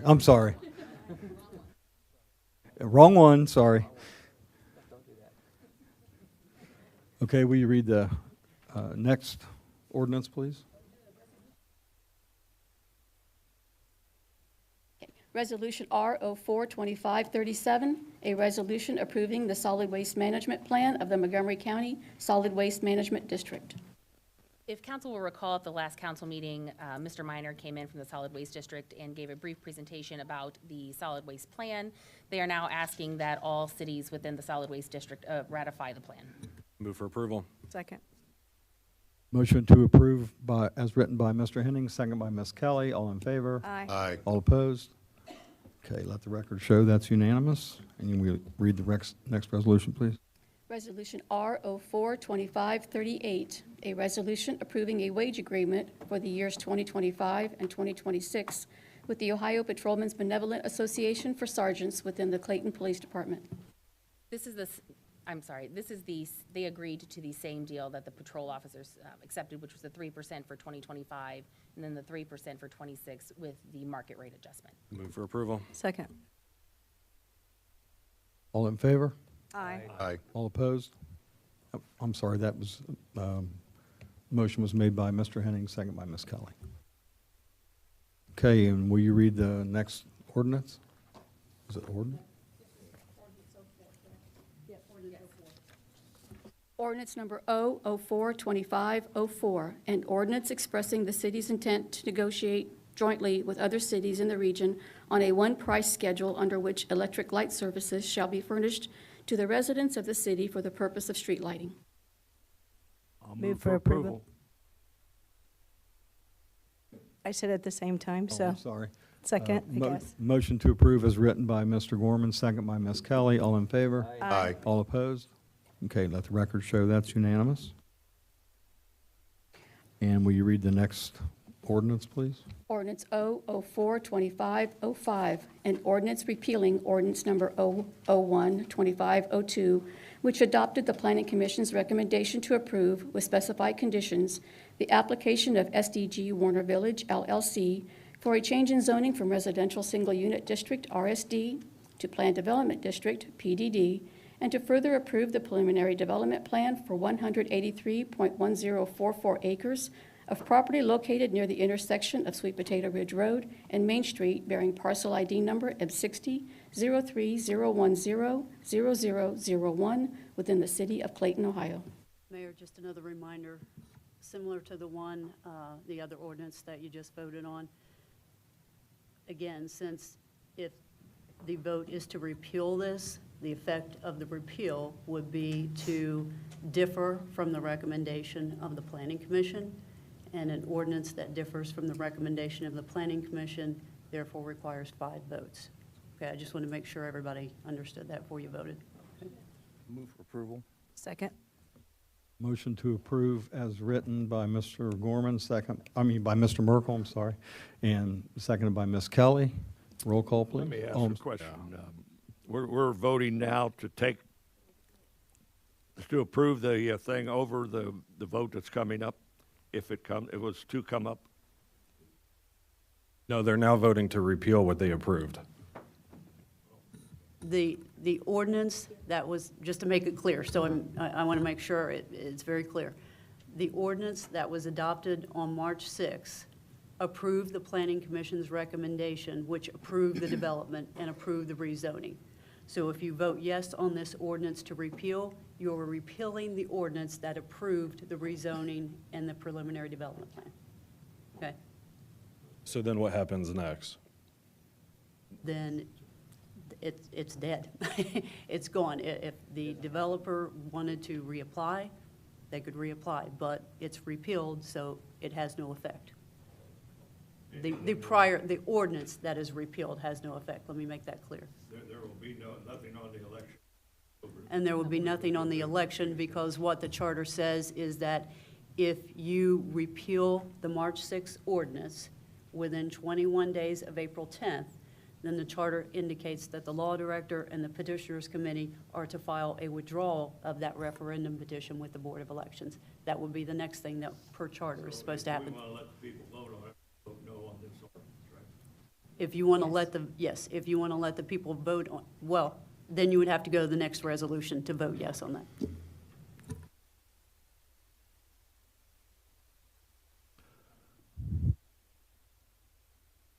Not right now.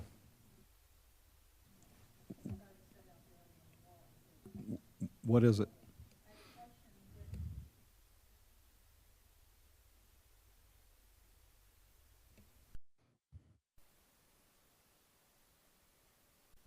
Christy Cox, 209 Kimmel Road. So my question is, if you were to vote yes to repeal this tonight, how soon can that developer come back in with another plan? Can it be at the next meeting? They could technically come in with another plan for the next planning commission meeting. Okay, thank you. That's even if this goes on the ballot, they could come in with another plan. Come up, sir. State your name and address, please. My name is Patrick Ernst. My address is 455 North Main Street, Englewood, Clayton resident. It was my understanding that there would be a public comment period before the ordinance was voted on. Therefore, that's why I raised my hand. Tonight, I'm speaking on behalf of the Petitioners Committee, along with more than 1,000 people that actually signed our petition to place the provisions of this ordinance that is referenced now on the ballot, enabling the citizens of Clayton to decide whether the development of this 183-acre historic farmland is acceptable. The Petitioners Committee has been informed by the Clayton City Manager that 914 signatures were validated, far exceeding the required 595 signatures. Therefore, in accordance with City Charter 10.04, it is time for the City Council to act. I want to express my appreciation to Ms. Dillon for her work helping us through this process by just laying out the facts. It should be now up to the people to directly voice their concerns through a vote in November. I would like to end with a brief quote attributed to Thomas Jefferson in 1788. Whenever the people are well informed, they can be trusted with their own government. That, whenever things go so far wrong as to attract their notice, they may be relied on to set them rights. Thank you. Thank you, sir. Okay, I believe we've had a motion and second. If we approve this one, then it's off the table. There is no election in November, is that correct? Correct. And the, the subdivision has been turned down. Effectively, yes. If you vote yes, then you basically undid what happened in March 6th, if that makes sense. Clear as mud. Okay, let's have a roll call. Farmer, No. Henning, No. Gorman, No. Merkel, Yes. Kelly, Yes. Bachman, No. and Stevens. Yes. So I would move for Resolution 42539 now. You moving, I'm sorry, Kenny, are you moving for approval then? For the Board of Elections one, yes. Yes, okay. Pretty read it, but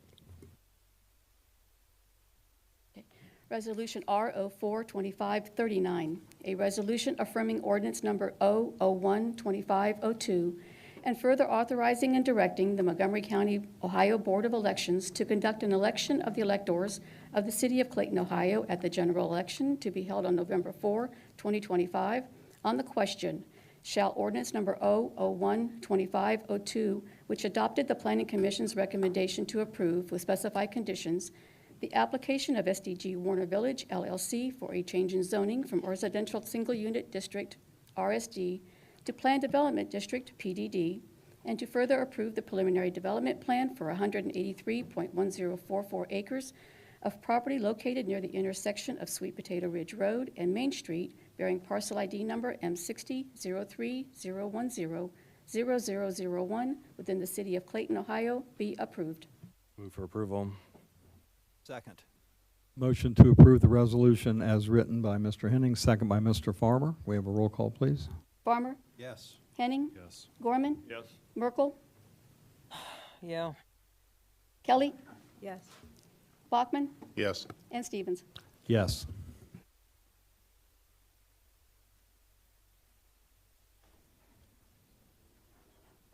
Okay, I think that's it for the ordinances and resolutions tonight.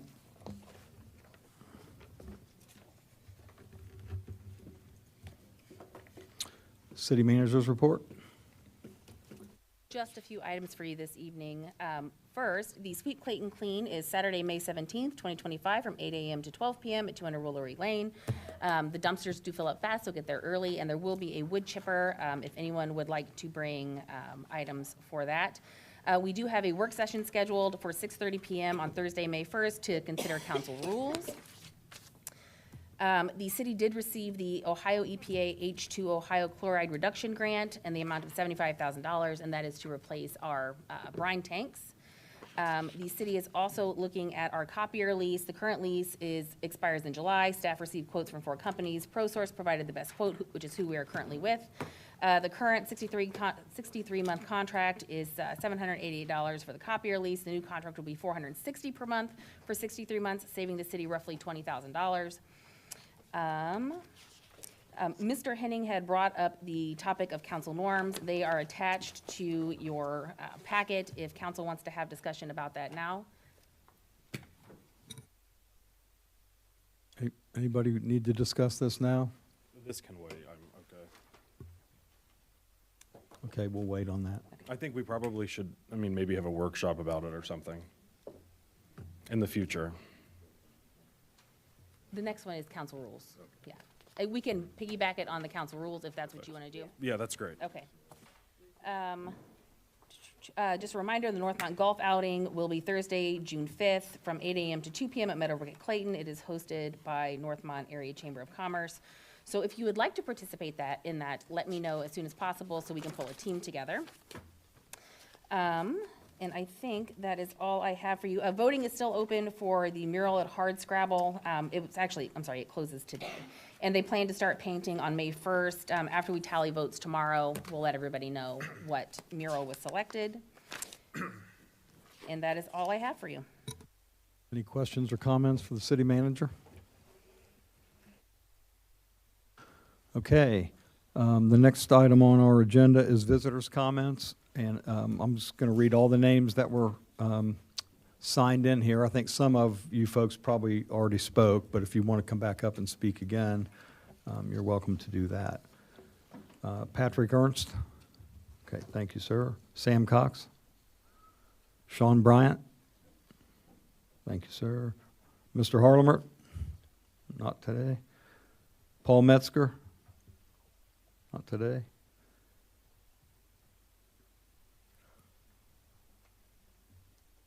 Andy? I'm sorry. Yes or no?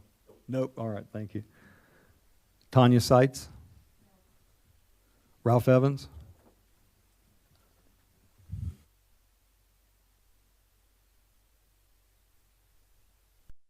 My name again. Ralph Evans, 6022 Mount Royal Drive. We got a retention pond on Mount Royal Drive, two houses up from me. It works just fine, but the only problem is it's draining into Inglewood, where Arbor Homes are going to build more homes.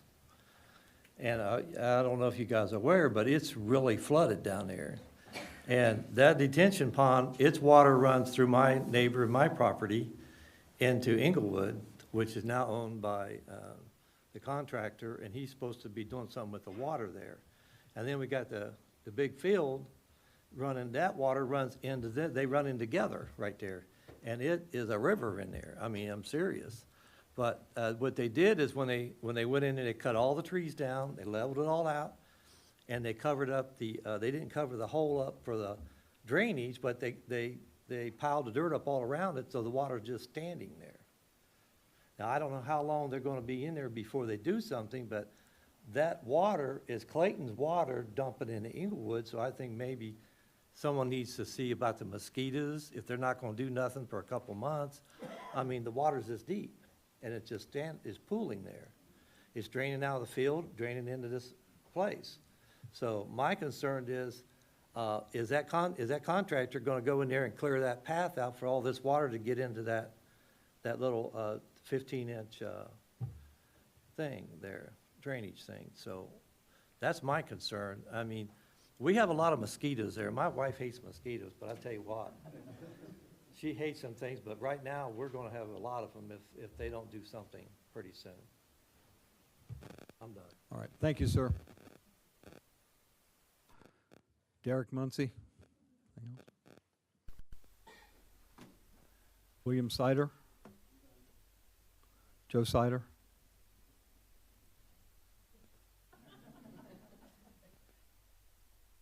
You only get 2.5 minutes this time since you went over. I'm going to take Joe Sider, 5902 Mount Royal Drive, Clayton, Ohio. Just speaking to some of the traffic issues that they were talking about. Traffic on Summer Sweet and Fall Gold have increased with the addition of Hunter's Path being developed. Sorry. And then also neighbors on Redwood, we kind of talked to some of the neighbors in Hunter's Path, and they had concerns of cars speeding up and down Redwood Road.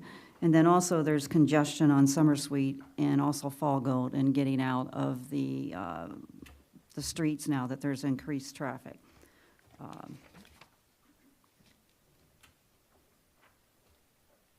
And we do, about the schools, I mean, that's already been mentioned that there's overcrowding in the Northmont schools, and, the Bayberry Trail students are bused 1.7 miles away to Northmore Elementary School, but Hunter's Pass students just behind us, they're bused 4.1 miles away to Northwood schools. So that tells you that Northmore is overcrowded, and that's why they're getting sent to Northwoods.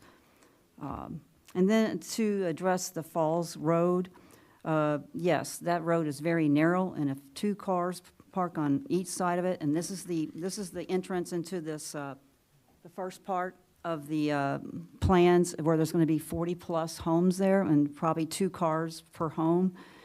So it's going to be very congested for the people to get down Falls Road, and it's not a very wide road, and especially if they want to park their cars on the street, there could be accidents and whatever. I just want to address the issues that the people had on Falls Road, too. Thank you. Thank you. And last but not least, Lily Fisher? Nope. So is there anyone that I didn't name that didn't sign in or that would like to say anything? Now's your time to speak up, or forever hold your peace. I said no, but can I come back up? I guess. Come on up.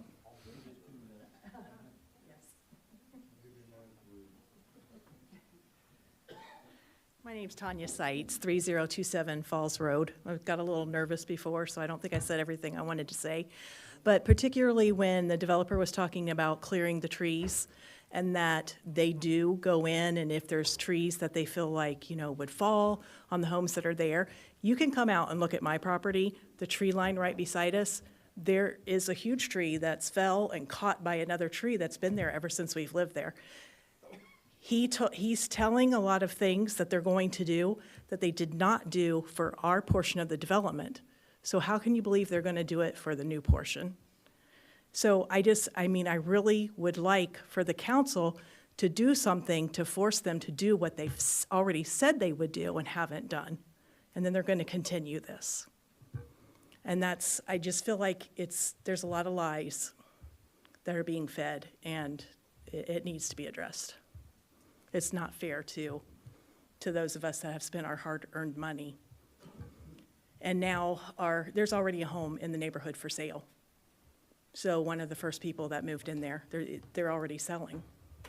And that's what our realtor suggested to us. He said, don't pull out and lose your $15,000. Move in, live there for a year or two, and sell. This is not a good home developer. Please consider the next people. Don't let them fall into what we fell into. Thank you, ma'am. Anyone else?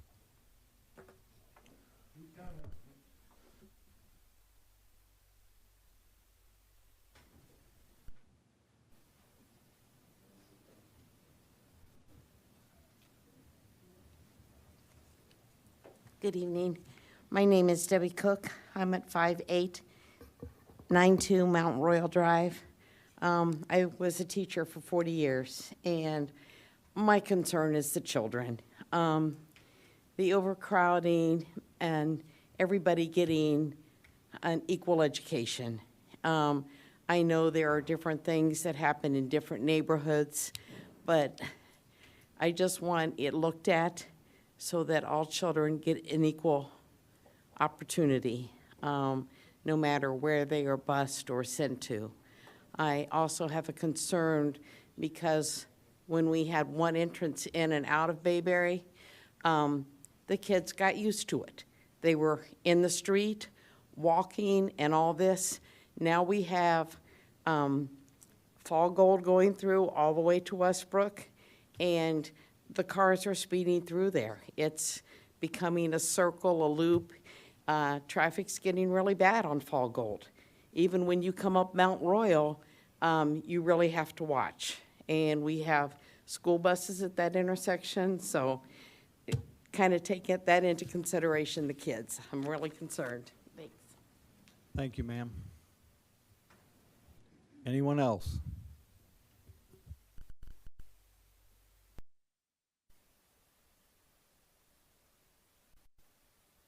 Thank you for this opportunity. My name is Paul Cook. I live at 5892 Mount Royal Drive. I am the oldest resident on that street. It was a Ryan home in Bayberry Trails, and unlike this other young lady, I have a fire hydrant in my property because I was promised, you're it. Okay, that was the first lie. Well, they opened it up. Then they built this thing at 3 doors down, detention pond. And this thing was a nightmare. And we contacted Ryan, the developer, because everybody's promising all this stuff. And we, the neighbors, I was there, we finally turned to channel 2 and got this on TV to, hey, you, the developer, promised all this, then you created this mess, and they were done, grabbed their money, and they left. So my concern is, what recourse do we, the neighbors, have against the developer?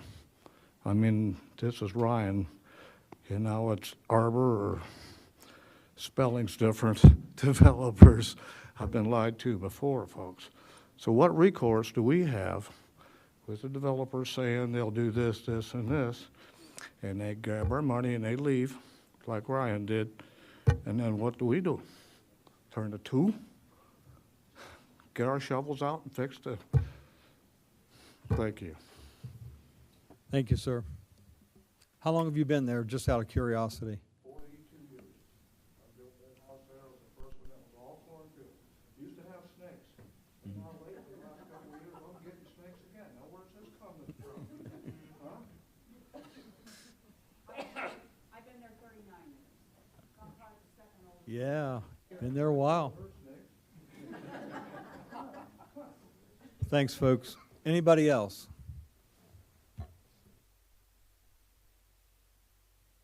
I've been there almost 25 years.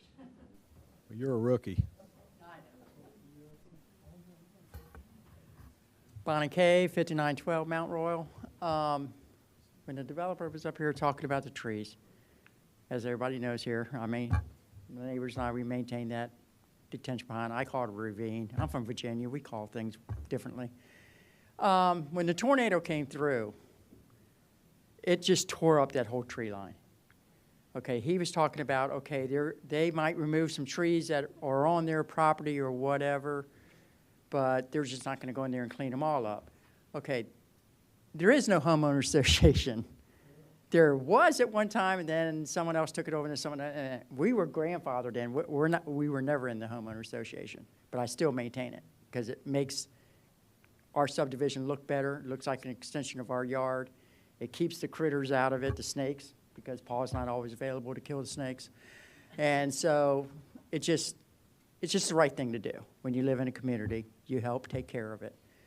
So if the builder comes in there and the tree line, let's just say, is this wide, and they take this many trees out, you still have so many trees that are back up to that ravine, as I call it, that are dead. They're not up like this, they're like this, they're like this, they're like that. They're like the other person said, trees have fallen and the other trees have caught it. It's a mess.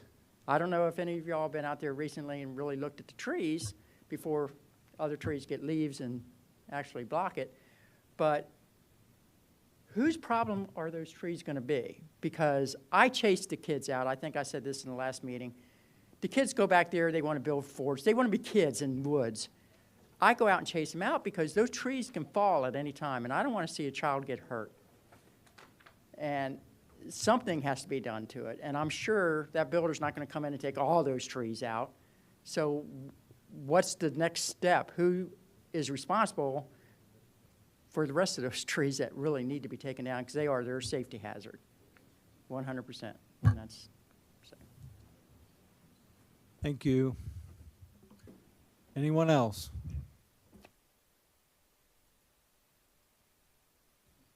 We about got everybody now. Hi, I'm Lily Fisher. I live at 9413 Arlington Road, Brookville, Ohio.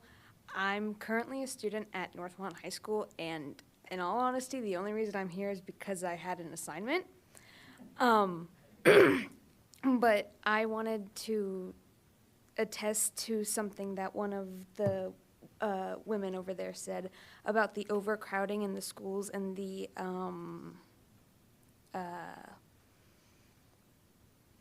unfair education. I was at Northmore 5 years ago. That was my 6th grade year. And ever since then and my experience through middle and high school, the classes have been 22 plus kids, but that amount of kids hasn't inhibited on my education, in my opinion. And so I don't know if that's at all relevant, but I wanted to share. Thank you very much. Make sure you get credit for coming to the council meeting also. We appreciate you. Yeah, you're on TV. You can prove it to your teacher. Anyone else?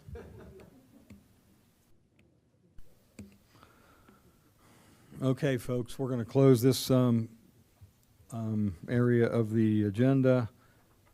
And we're going to have council and mayor's comments. We'll start with Mr. Farmer. Good evening, everybody. Residents, thanks for coming out tonight, particularly you seasoned veterans from Bayberry Trail. Appreciate all the comments that you had. That was going back and forth, as I said, very concerned about water runoff. I've had to deal with it myself personally. It's not fun. It's stressful. So I feel with you. Water problems, typically I've found they aren't fixed. It's like it's no longer mine, it's somebody else's. So that's one of my main concerns with that. I would consider you folks on Mount Royal to maybe form a small group and connect with the developer. Maybe go be proactive to get involved with, if you'd like to walk the ground with him to see how he's going to do things. I don't know how that would maybe allay your concerns. But I certainly understand that top northwest corner and the water runoff. Cities like to give water to other cities. I'm starting to learn that. So, if I don't know, a little more accountability might help. But I'm new to this, so we'd have to see.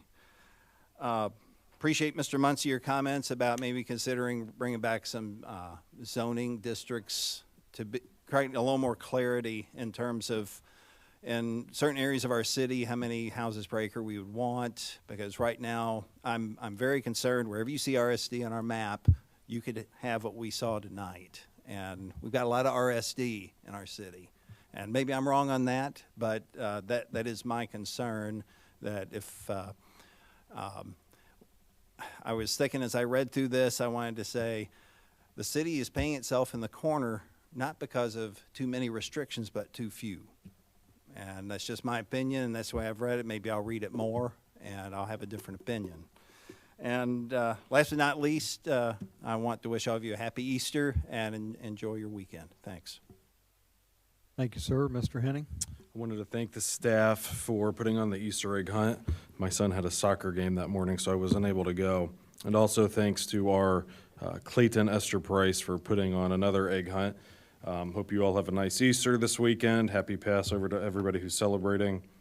In regards to what Mr. Farmer said and what Mr. Muncie said, I have that on my notes also. I would love to revise Plan Clayton.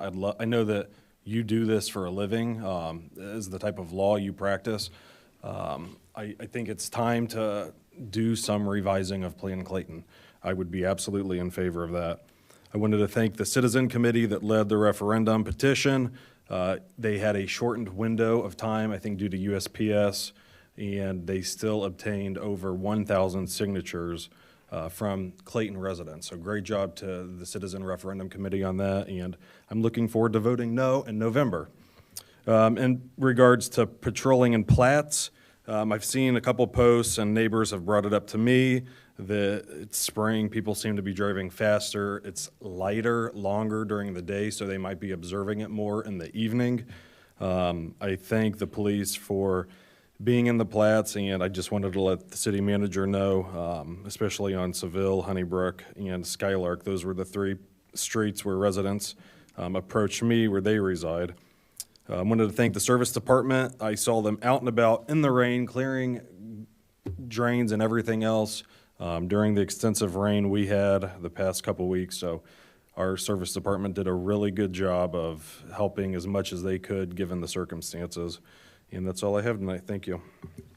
Thank you, sir. Mr. Gorman? Yeah, I also would like to thank the staff for the Easter egg hunt last weekend. I think all the little children enjoyed the Easter bunny and hunting the eggs, which lasted somewhere between 3 and 5 minutes. But I think everybody had a good time, and also wish everybody a happy Easter. Thank you, sir. Mr. Merkel? Ditto for everything's been set up to this point. Ms. Kelly?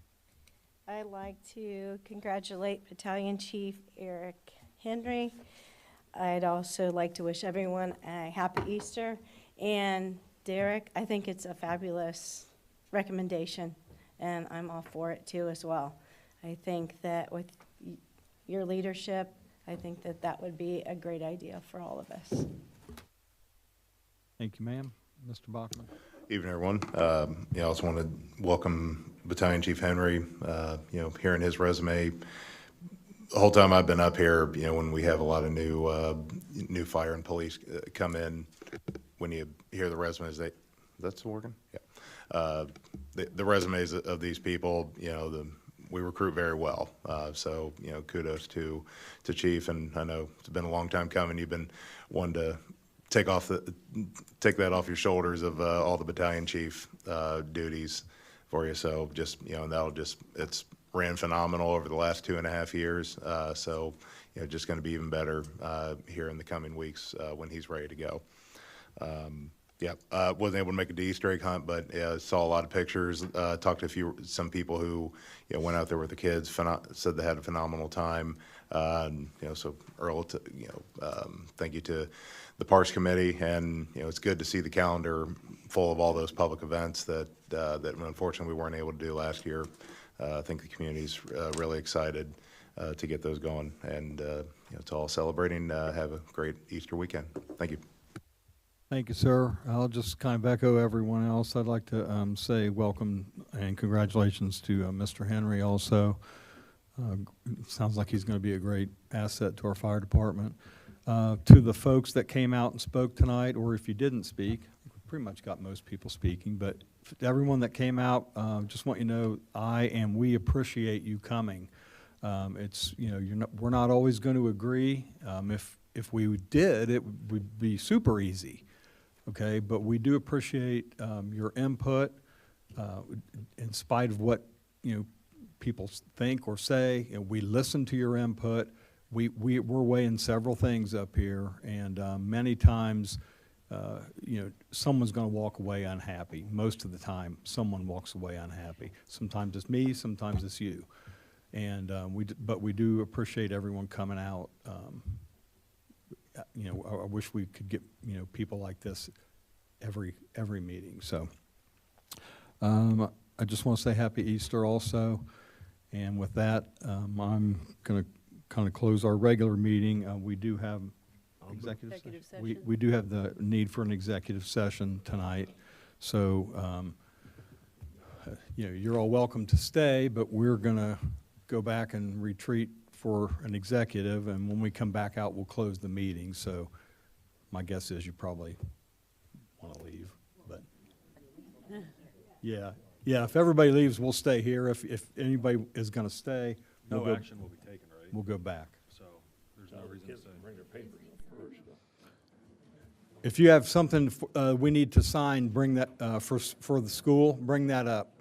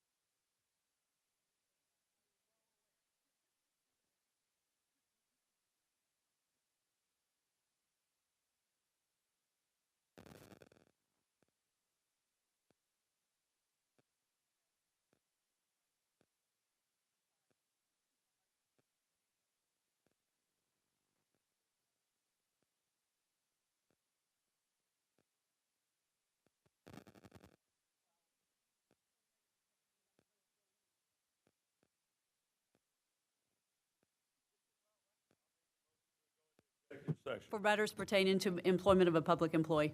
Second. So the motion's been made and seconded to enter executive session. Roll call. Yes. Yes. Yes. Yes.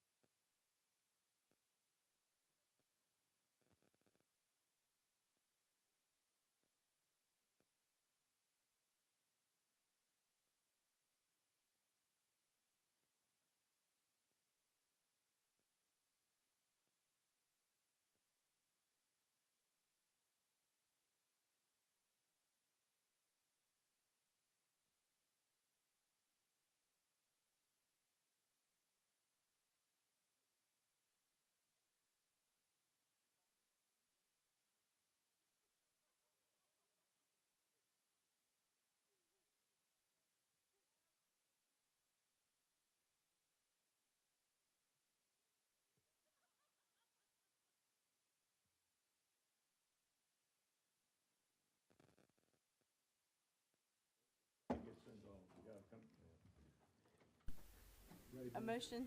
Yeah, so moved. Second.